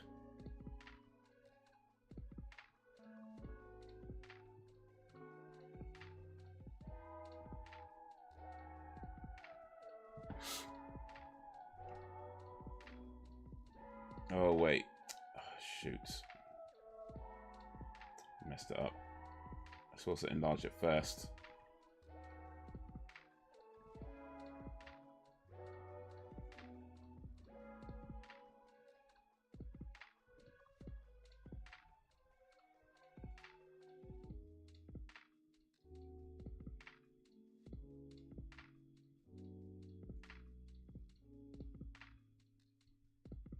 Yeah, that would do. You gotta pay to live stream? I don't think so. I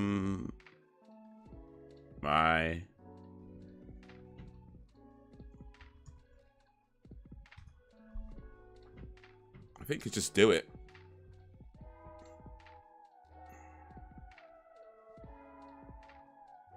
I think you just do it, but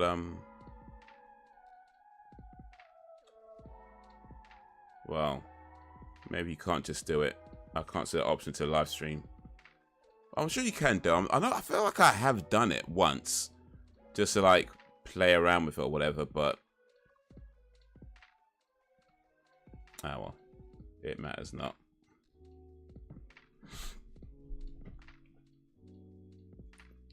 Like YouTube live streams on Twitter, you gotta pay for. You gotta pay to live stream on YouTube. Well, I don't anyway. I mean, I don't pay to live stream on YouTube.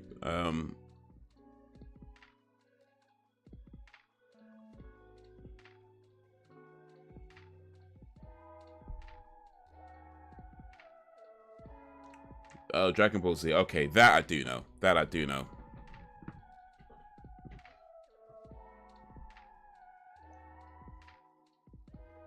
YouTube, you have to pay for it, don't know if you have to on Twitter. No, you don't have to pay to live stream on YouTube. I've been live streaming on YouTube for the longest, and I've never paid to live stream on YouTube. I have not paid YouTube. I mean, I have paid them stuff for like, because I do have the YouTube Premium service, but that's not for live streams. That's just so I could watch YouTube without adverts. But as far as being on YouTube and content creating and uploading and live streaming, I can tell you with 100% certainty, I've been doing this a while. You do not have to pay to live stream on YouTube. You don't have to pay to watch live streams on YouTube. There are adverts, I mean, for people who have like monetized channels that you can watch if you want to watch that, and people could make some money from it if they get enough people watching them. But you do not have to pay to live stream on YouTube. No.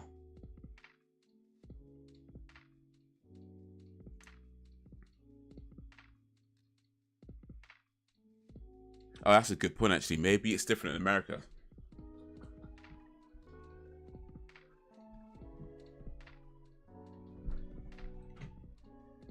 You have to have a certain amount of followers on YouTube to start live streams. No. You could start a channel. What you do have to have, though, you have to have a verified account. And not verified as in, like, you need 1 million followers to verification. What you need to have is, I think, at least one upload, and you need to have a telephone number that they can text you on, where they text you a verification code. And once you've done that, then you can start live streaming on YouTube. But yeah, you don't have to have, you can start a channel today with 0 followers and have live streams, as long as you have a phone number that they can verify.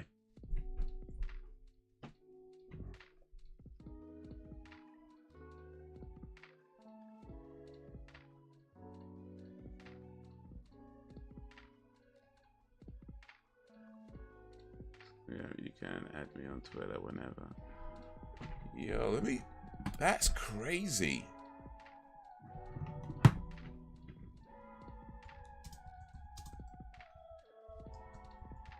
If they're charging Americans to live stream. That's mad.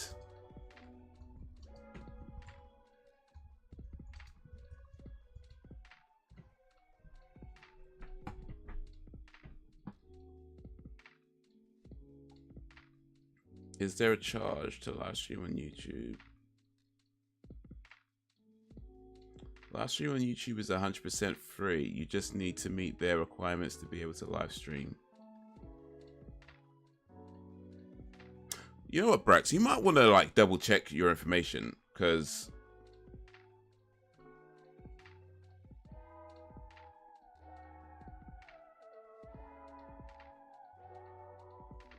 I'm not sure they're charging anyone.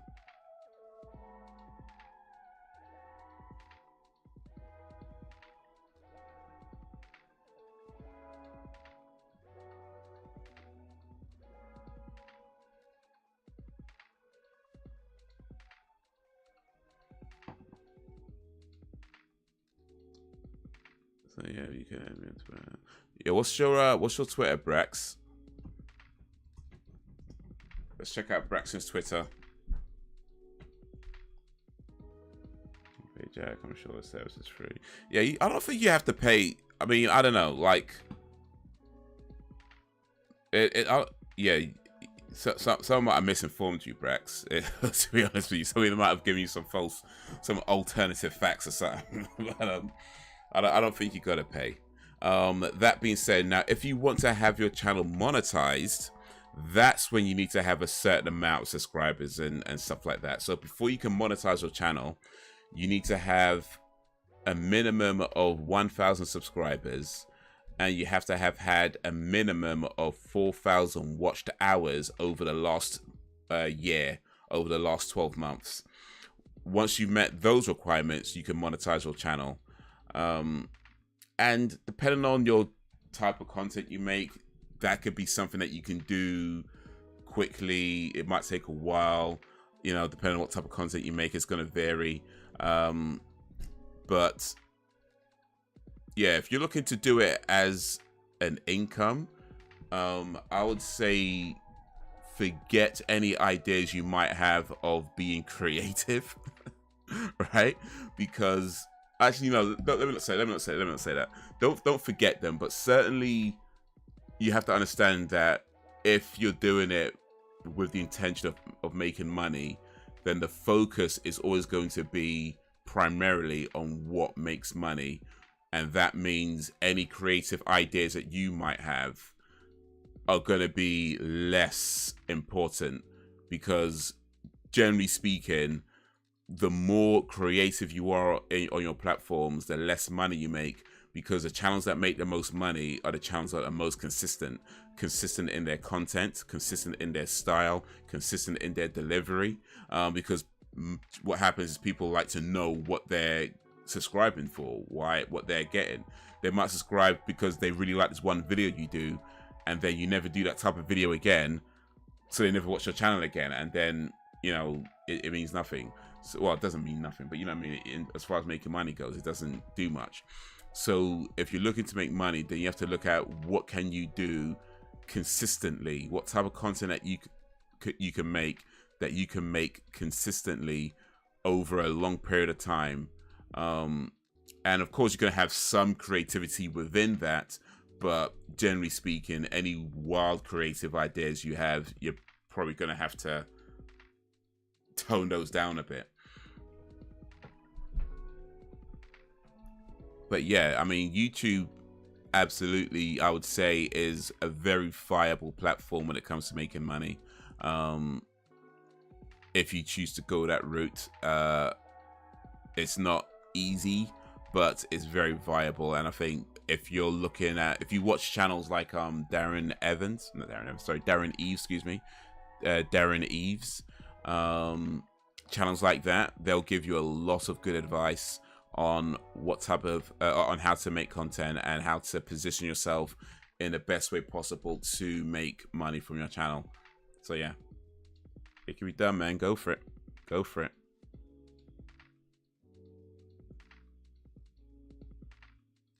Over here, you have to pay for this. I'll see about that. Yeah, sure. Hey, sounds like he has done some market research. Well, I've been doing this a long time, you know. I've been doing this a long time, and I feel like there's certain times where I've been more focused on trying to make money out of it. There have been times where I've been more focused on being creative and being expressive. And there's now where I don't know, I guess it's a little bit of a balance, you know, with this Haze Days channel. I will say it's just more about me just being expressive and just putting out whatever's on my mind and not worrying about, you know, the money too much. If I make a little money, great. If not, is what it is. I think my other channels, although they're not monetized right now, I do think that they have a potential to earn money at some point in the future because of what I'm doing there. But again, it's a case of not trying to rush things and not trying to make things happen before they're ready, and, you know, just taking my time with it and doing it in a way that I know that I can keep doing it, because I think above all else it has to be sustainable. I think anything you do has to be sustainable, and sustainable financially, sustainable mentally, sustainable physically, just sustainable. You know, if you're trying to do too much too soon, it becomes very unsustainable and you just burn out and everything flops. So yeah, I think I'm okay with the way I'm doing things right now. That being said, like I say, never day, but I might need to sell out. I might need to sell out. So yeah, listen, just don't be surprised if you see me starting doing gold digger prank videos. I'm letting you know now. If you start one day, if you turn on YouTube and you see Haze Days gold digger prank video, just don't be surprised. I'm just letting you know now. I might need to sell out. I will make an OnlyFans account. Hey, don't knock it, man. People making bare peas on that thing. You know what I mean? People making bare peas on that. So don't knock it. I mean, I might do my own OnlyFans account.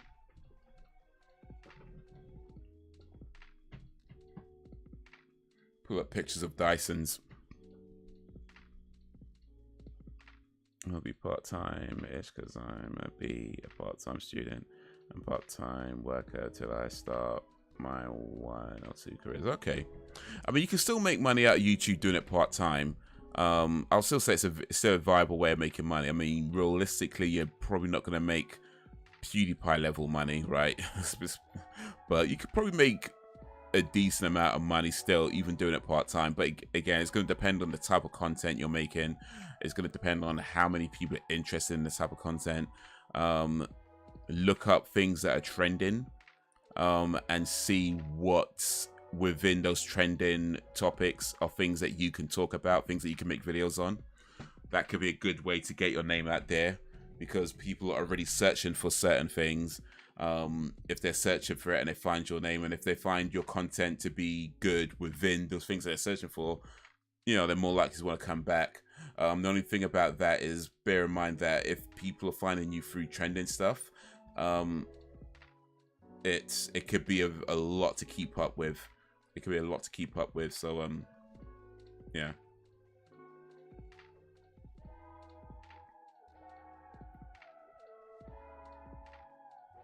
Woman makes a killing on OnlyFans, or should I say certain women? Yeah, I think maybe not all women, but certainly there's but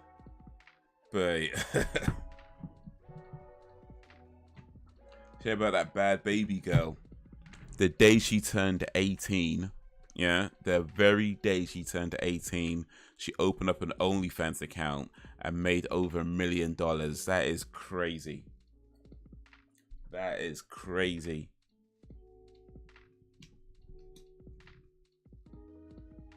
The day she turned 18. The day it was legal. And that's assuming whatever pictures she put up on her OnlyFans were taken on or after her 18th birthday. You know what I mean? Because if the account opened on her 18th birthday, then when were those pictures taken? I mean, you know, I'm just, you know what I mean? Like, what are you actually looking at? When were those pictures taken? If the account was open on her 18th birthday. But regardless, bare people signed up to her OnlyFans and made her over $1 million. And I think some few months later, she made over 50 million. Or maybe more than a few months, I don't know. But yeah, certain gal.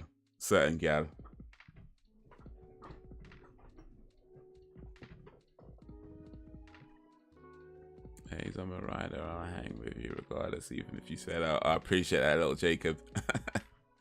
Gold digger prank videos, here I come. I know I got at least one person gonna watch them.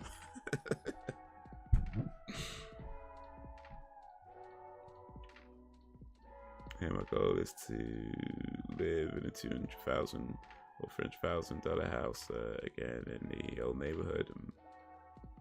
It's a decent, comfortable lifestyle. Post and send whatever you want to your OnlyFans or any other alternative app. Nah, I don't think I'll be doing OnlyFans. Not anytime soon, anyway. I think I'm a while from that.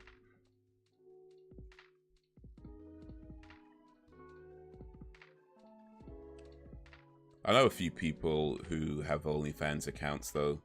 I've not signed up to their accounts, so I don't know what they post on it. But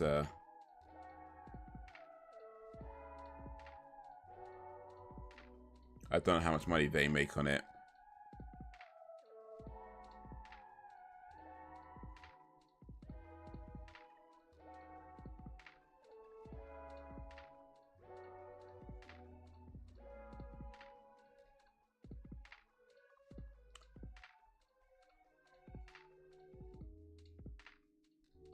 But yeah, boy. I mean, it's definitely a lot out there when it comes to being on YouTube and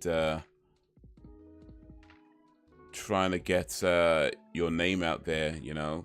Like, a lot of it is very doable, but like I say, it's not easy.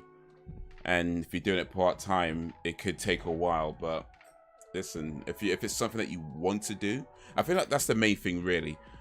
If it's something that you genuinely want to do, and yeah, of course, we all like to make money, but beyond that, you just need to want to keep doing it. And I think if you're at that point, then yeah, go for it, man. Go for it and just have fun with it. You know, do the type of content that you like to make, and in the best way you can make it. And yeah, just keep doing it for as long as you can keep going. You know, learn about YouTube as much as you can. There's lots of resources on YouTube about being on YouTube. And like I said, Darren Eves is one channel I think is a good channel. And yeah, man. Just in how this day and time there's other means to make these money. Oh, for sure. For sure. I mean, we go back to, you know, like 20 years ago even. You know, 25 years ago, was like the idea of being able to make a living by posting videos online. You know, that would have seemed so alien. Like, that would have seemed like such a wild idea that you could make money by posting videos online, let alone make millions doing it, you know, to the point where you could become as famous as movie stars. Like, that would have seemed so wild if you said that in 1997, you know. Yet here we are. Yet here we are.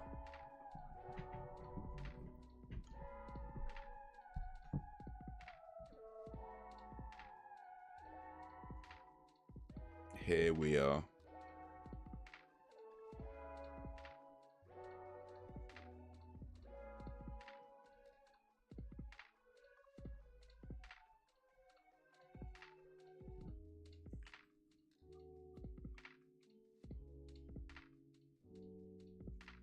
But yeah, man, just goes to show, don't let nobody tell you, like, You can't do nothing.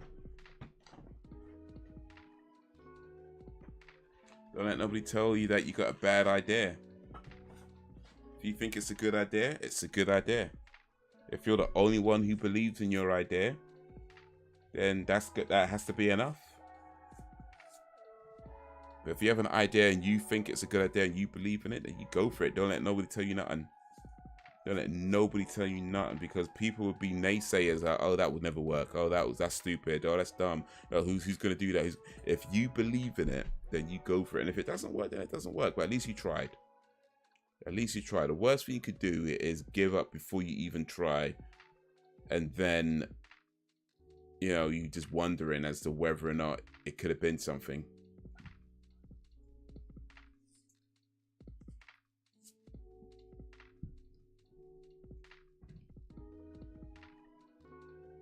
Supposed to find out YouTube guidelines so that you won't make the mistake of making videos that will get demonetized. Right, but still the rule of thumb is to go to school at least for a bachelor or master's education. Is that important? You know, it is important. It is. I think though that how we define education needs to change though, because education isn't just what you learn in school. And I think there's this idea that, you know, if you have a degree that you're going to be okay, which is not untrue, but it's also not exactly accurate. You know, there's plenty of people homeless with degrees. You know, I worked at a place, it was a call center. I was there, I was like, I think 25 at the time. And most people there were about that kind of age, 20, 25, that kind of age. There was a guy there, there was a few older people, but one guy in particular, he was, I think, back then, I think he was maybe 40, late 40s, maybe in his 50s, father, grandfather. This guy had the most amount of engineering degrees, like, I don't know how many, but he had like, I think he had a doctorate, I think he said as well. And he was working in the call center with all us unqualified people. You know what I mean? Like, there's this kind of perception that people have that, oh, if I get a degree, the jobs are going to come rolling in. And it's not an untrue thing to say, but it's also not that simple. Because what people don't tell you is that when it comes to certain types of work that requires, you know, qualification, excuse me, qualifications and degrees and, you know, experiences and things like that, you know, those types of jobs that might pay you 35 grand a year, 40 grand a year, 50 grand, you know, those types of jobs. There are this many of those jobs available, right? This many of those jobs available, but this many people applying for them, right? Now, in the grand scheme of things, there's always going to be more jobs than there are total number of people applying for jobs. But when it comes to those very specific jobs, this many available, this many applying. So even if you're qualified, got the experience, right fit, you know, down with the people, you fit in with the culture, you could tick every single box and then some. Does not guarantee you'll get the job. You know, doesn't guarantee you'll get a similar job. So yeah, I'm not saying don't get a degree. I'm not saying don't get qualifications, don't get all that kind of stuff, because that's great.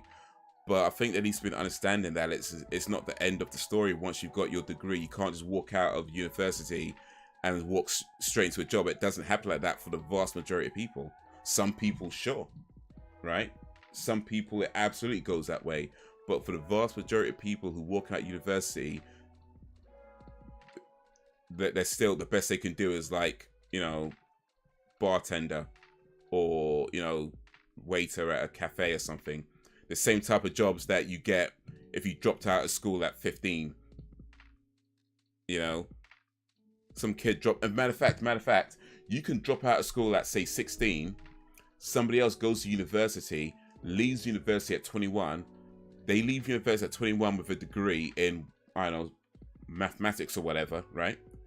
And because they can't get a job in mathematics because there's too many people applying, they get a job in the same cafe that you work at, but you're the boss, you're the manager because you've been there for 5 years. You know, so now not only can you not get a job in your field, you're working at a place that pretty much employs anybody out of school, but you have to answer to somebody who is not as qualified as you. That happens, you know. So I'm not saying don't get degrees. I'm not saying don't go for educational academia is waste of time. It's not a waste of time. But I think it's so important that people understand that it is not the be all and end all. And certainly, like, whether you fail or whether you pass, it says nothing about how smart you are. It says absolutely nothing about how intelligent you are. All it really does is tell you that you had the ability to retain certain information for that period of time. That's all it does. It says nothing about you as a person. It says nothing about your drive. It says nothing about your work ethic. It says nothing about your personality. So there's so many things that it doesn't do for you, right? So yeah, get your degrees if you can get them, but understand that is not the end of the story. It's what you do next that is always going to count.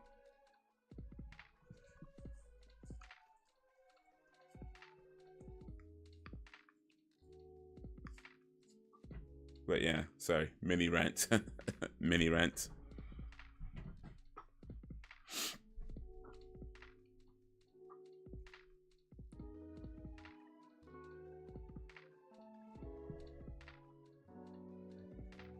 But yeah, man, I would say just in general, no matter what you do, it's always a good idea to have more than one source of income. It doesn't have to be a big money maker, but if you could have more than one source of income, you're doing okay. Because when you have more than one source of income, what it means is that you're that little bit closer to financial independence. And financial independence isn't just about having lots of money. That could be a part of it for sure, but it's not just about that. But also the ability to know that you are not dependent on one job. That if your boss starts acting like an arsehole, if your boss starts treating you like this, that, and the other, if they start disrespecting you, you know you can just walk away and you'll be fine because you've got another source of income and you can use that until you get another job, rather than worrying about, oh, what am I going to do? What am I going to do? What am I going to do? I can't quit this job because I don't have anything else to go to. What am I going to do? What am I going to do? Always have one source of income.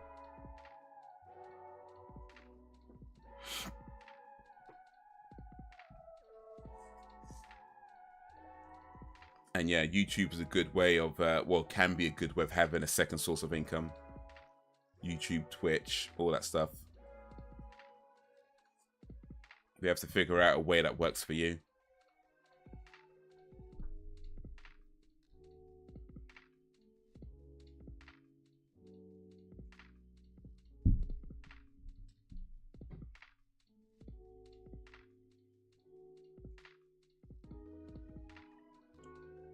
But yeah, these are videos that YouTube recommend me.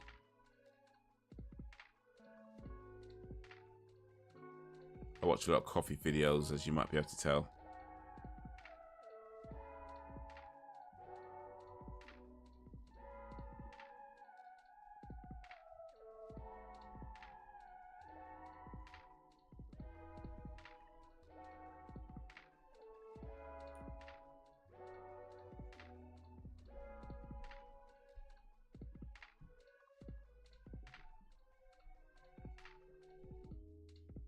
Yeah, I watch a lot of coffee videos.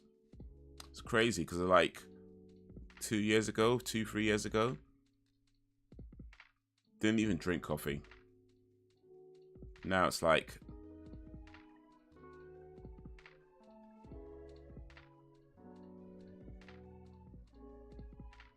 watching big coffee videos, man.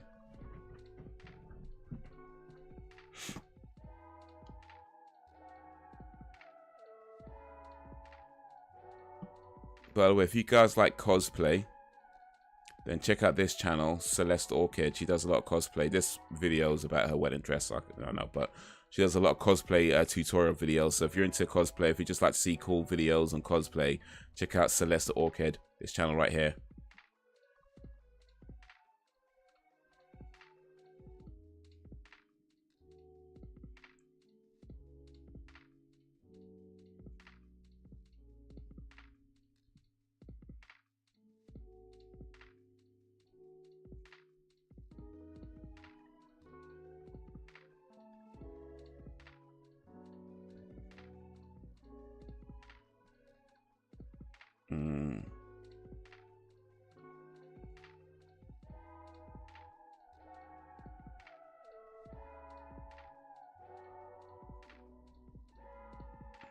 Oh, that's the movie Megan, actually. I do want to see that. It looks really cool.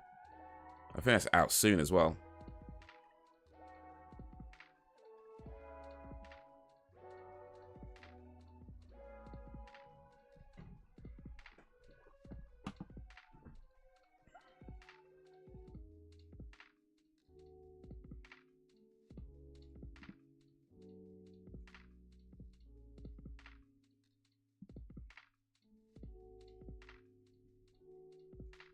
Mm-hmm.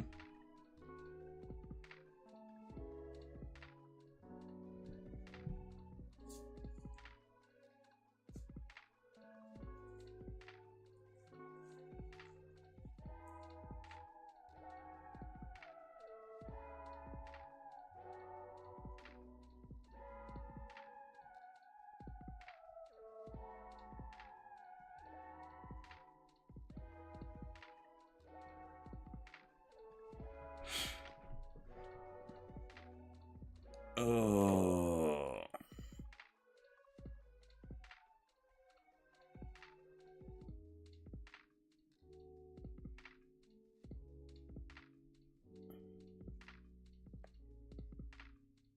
Do you guys know about Stephen He? There's a funny dude. He's a funny dude. Like he does a lot of short videos. But yeah, if you don't know about Stephen He, check out that channel as well. That's another good channel to check out if you don't know already.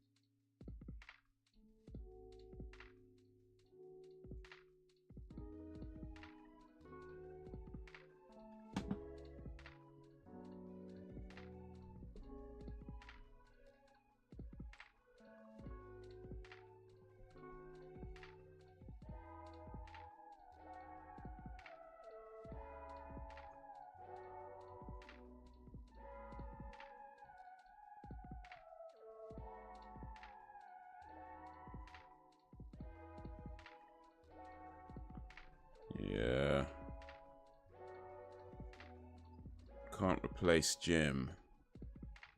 Why Jim Carrey is one of the only actors you can't replace. Well, that could be an interesting video. I might just check that out later. I think I might have my ideas on why, but you know what? See what this guy says.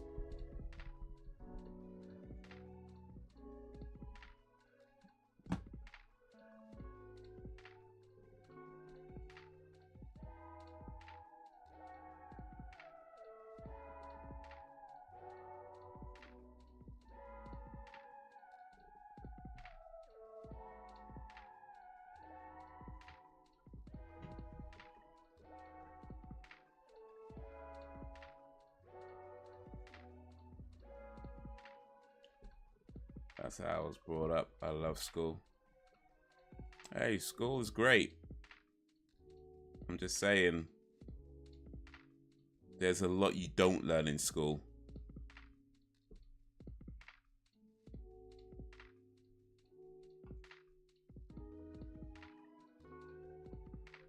There's a lot that school doesn't prepare you for, and to be fair, there's a lot school just can't prepare you for.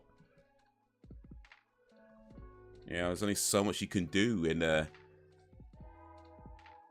years between what, you know, 3 and 18.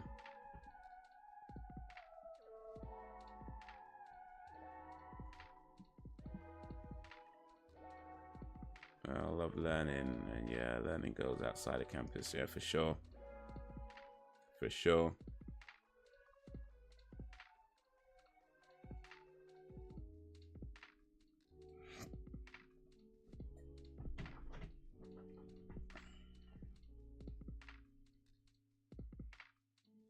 Never stop learning.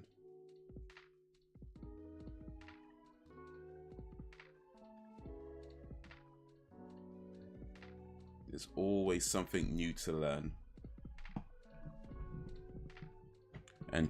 And even a stopped clock is right twice a day. I think that's an important one to remember. Even a stopped clock is right twice a day.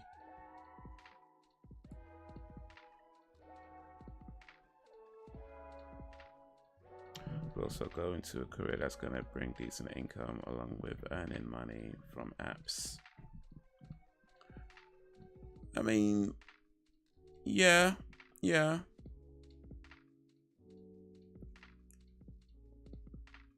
Although I'd say that when it comes to career, one of the most important life lessons I think that I've learned that I'll share now is it's important to understand there is a massive and very crucial difference between a job and a career. The two are not the same thing.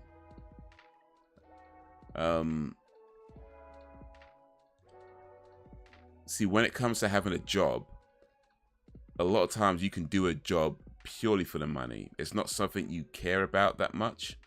You do it because it pays the bills, and that's fine.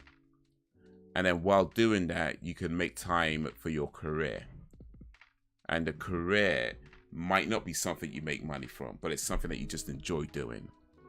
You like to do it, and so you make time for it.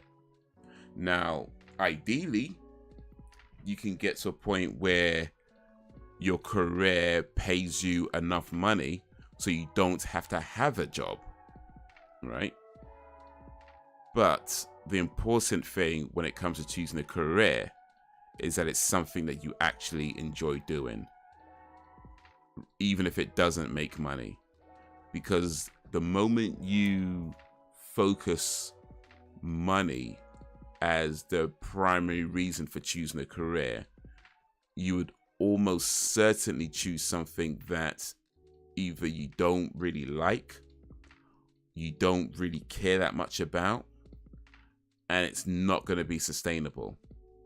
And a career, by definition, is something that you progress in over a period of time.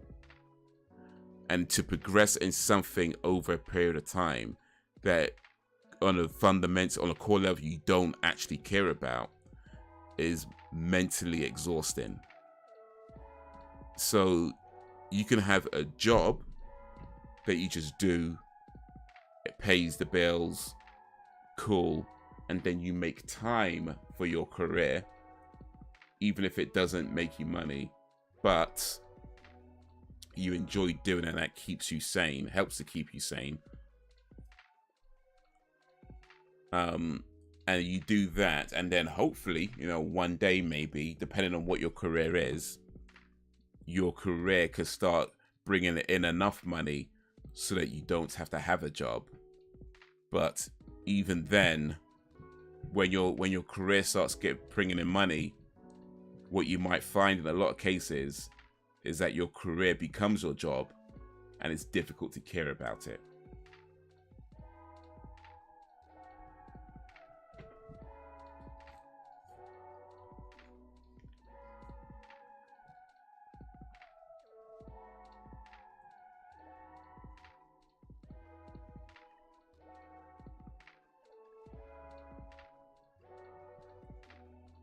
In fact, you might have noticed this on YouTube. A lot of YouTube content creators would tell you things like, oh, I don't really care about the money. I don't do this for the money. I do this because I enjoy doing it, and all this kind of stuff. But then anytime YouTube makes any kind of changes that affects the monetization policies or whatever, they're the same people complaining up and down, talking about, oh, I'm not going to post a video just yet because I need it to, that bruh.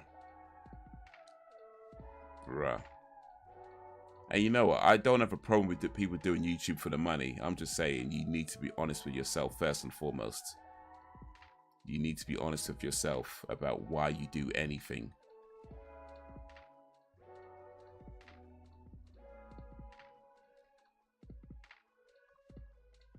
This guy, by the way, is another good YouTuber I like, Trey Rags. If you don't know about Trey Rags, funny dude.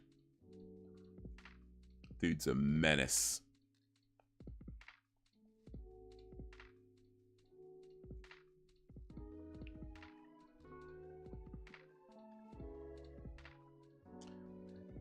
And you know, they're capping, it's all about the money. People gotta make their cash.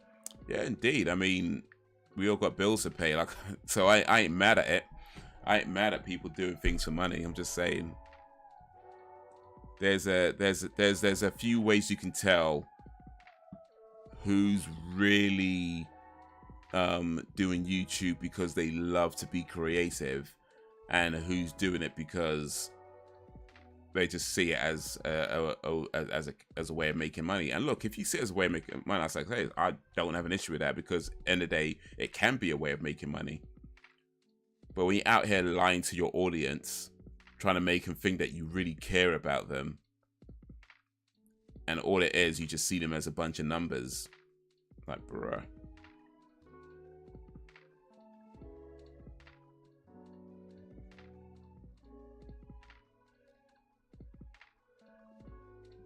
Bills, taxes, and other things to pay, and certain living to achieve.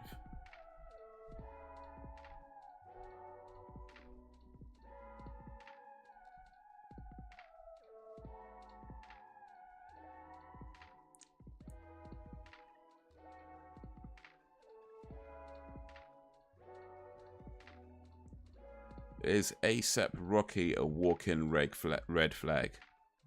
Maybe. I wouldn't know. Don't think I want to watch that video to find out.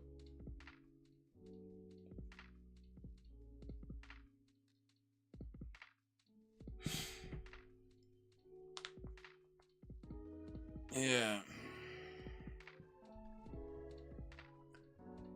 When it comes to achieving things, though, make sure you are defining what success means to you and sticking to that.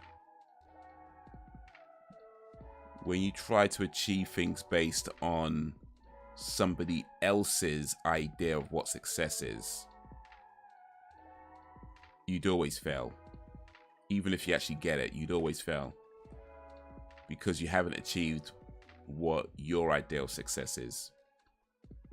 So you have to define, what does it mean to be successful to you? Like, what does it actually mean? What is success to you? And work towards that. And if you're going to say things like money and fame, okay, but are you sure? Are you really sure? Are you absolutely sure?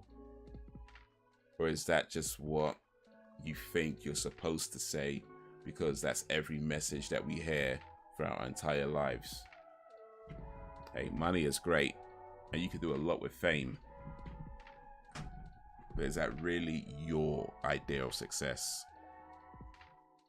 You know, when you have to define what it means to be successful, like, what does it mean to you to achieve something?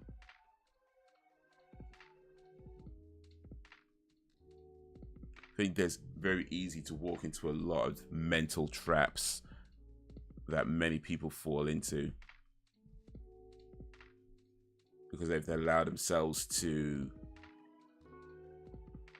chase somebody else's dream, and then they achieve that dream and it just doesn't feel like they've done anything, because it wasn't theirs, it was somebody else's. It was always somebody else's.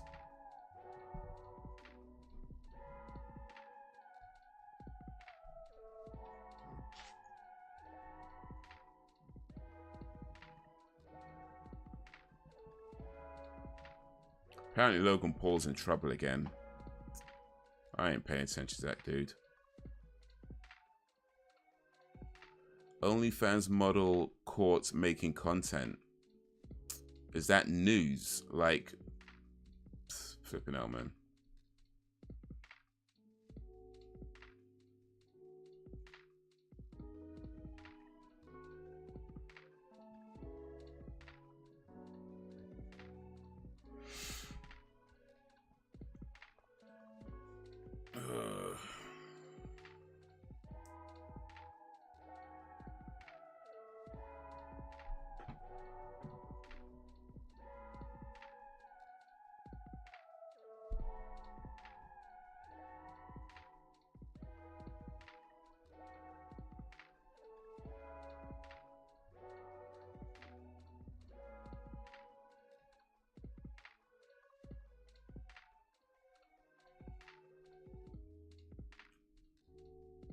Yeah.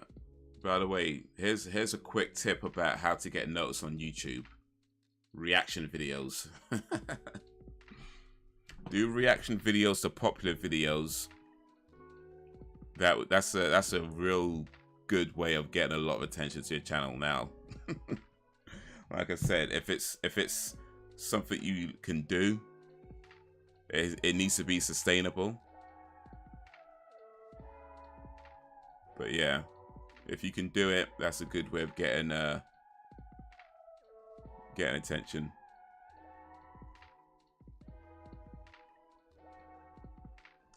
Been told I can do it, and I'll get there, and no one's gonna get me there but me.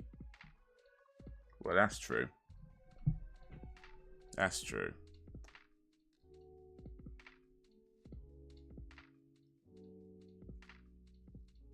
Just make sure the there you're trying to get to is you're there and not there, you know?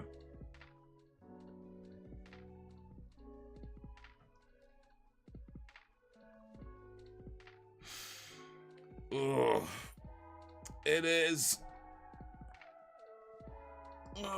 almost 11:30.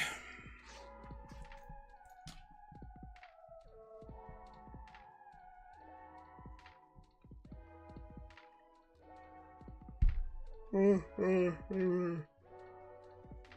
man. Excuse me. But yeah. I think I'm gonna start winding this down.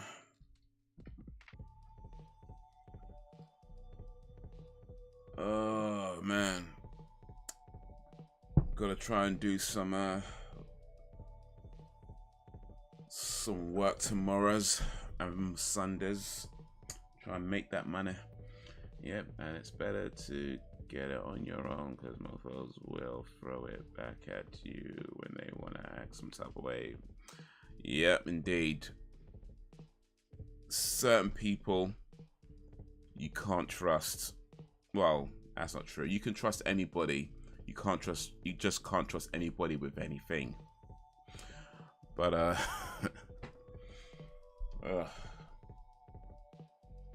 so yeah, I should be live streaming again on Monday. Movie night. It is Halloween for movie night. The Halloween reboot, 20 whatever year it was.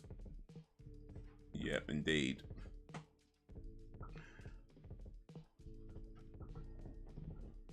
But yeah, that's the next movie night. This Monday, 8:30 p.m. GMT-ish. Watch that. We still got, I think, how many movie nights we got before? I think it's this, so yeah, this week, 16th, and then 23rd, following week.